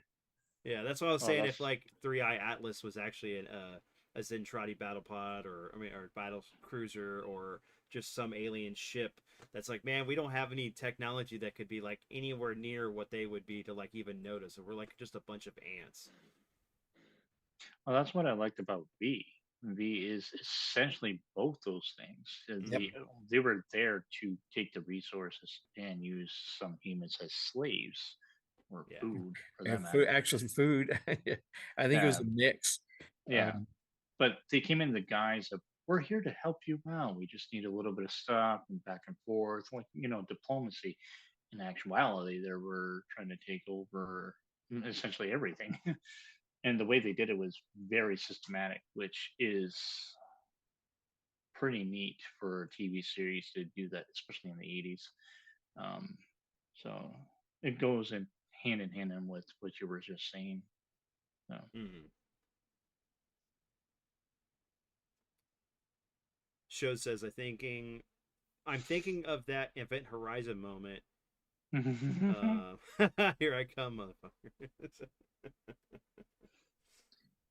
Yeah, Yeah, and that's another psychological film on top of it being yeah, not exactly slasher, but they are being picked off one by one. Yeah, and To, they're being picked off by some of their own fears. yeah, It has a very strong element of a creature that can look into you and manifest your fear, because the who is the guy who played Lucius Malfoy? oh, Jason Isaac, I think, right? Jason Isaac. His character, um, there was a scene that was on the cutting room floor where where they see him and he's on the operating table and he looks like he's been vivisect. Well, you find that that's a fear of his, and so when he dies, that's what happens to him. And you're left thinking, did it make him do it to himself? Because we don't ever find out what did it. Yeah. And even Sam Neill's character, it was his guilt for what happened to the original crew and what he did to his wife, which is really played down in the film. So everybody, and then even what's his name, the captain of the emergency, Lawrence Fishburne, he has his own fear because he had to save his crew by sacrificing another member of his crew who burned to death.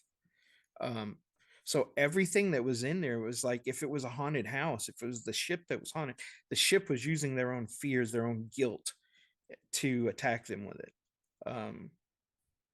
Which I really love the movie. And if they're supposed to remaster it and put in some of the cut scenes, I don't think I want to see the cut scenes. It was enough to see them, killing each other and the crew and knowing all that. I don't need to see that and just all its gore to know to want part of that. All right, so let's go ahead and wrap up. It's already, I know it's beyond late for Colin. Colin has to get up in 4 hours or less than 4 hours. Jesus, I'm sorry, man. All right, appreciate you being here. Yeah, but we do have a song that I want to try to work into the podcast going forward that Colin did. I want to try to premiere that at some point, like maybe within next week. So be on the lookout for that, guys. But Jason, Zombie, thanks guys for being a part of this. Hopefully we can do more episodes about stuff, horror, aliens, Terminator, because that first Terminator movie is a horror, technically slasher movie with a robot. It's true. But you guys have fun? Yeah. Always a blast. Yeah, for sure. Always.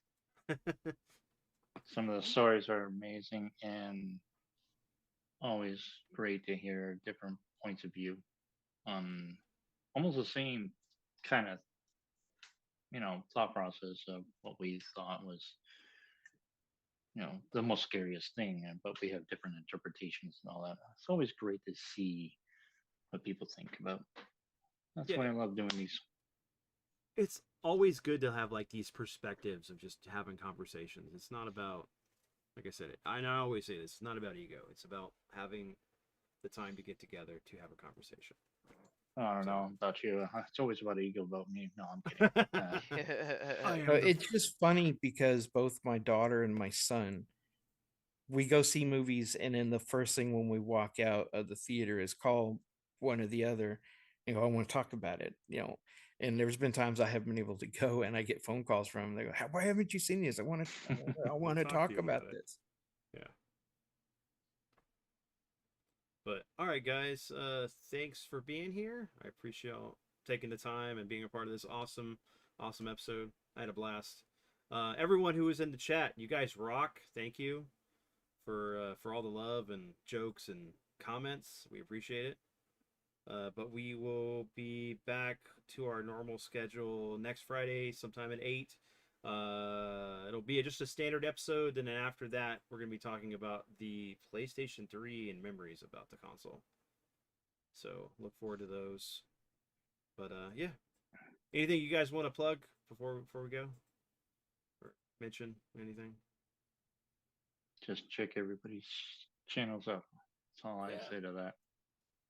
Oh, Sure, you wanted to get your announce horror movies in, get your Halloween movies in. There you go. Yeah. if you got channels, let them know. Say how they can see more of you. Yeah. My channel is the Great White North. Well, just say Great White North. It's easier to find me at Great White North Presents, but that's my channel on YouTube. Typically stream Thursdays, but I've been trying to do other days if I could. Mostly retro, but sometimes newer stuff. I guess that's how you can find me. And I'm also on Blue Sky. All those things. Just look for all my the name. social deets. Yeah. The drill. Colin's actually got a new song he just dropped. Video. Yeah, Yeah. a video. Check Beginning that of out. the week. Yeah, I'll make sure that the link is available. So, yeah, good time. Good time. Thank you for everybody for being here with us live. Wasn't a lot of fanfare this time, but it was a great discussion. Had a blast. All right, well, thanks, guys, and we'll catch you next episode. Deuces. Cheers.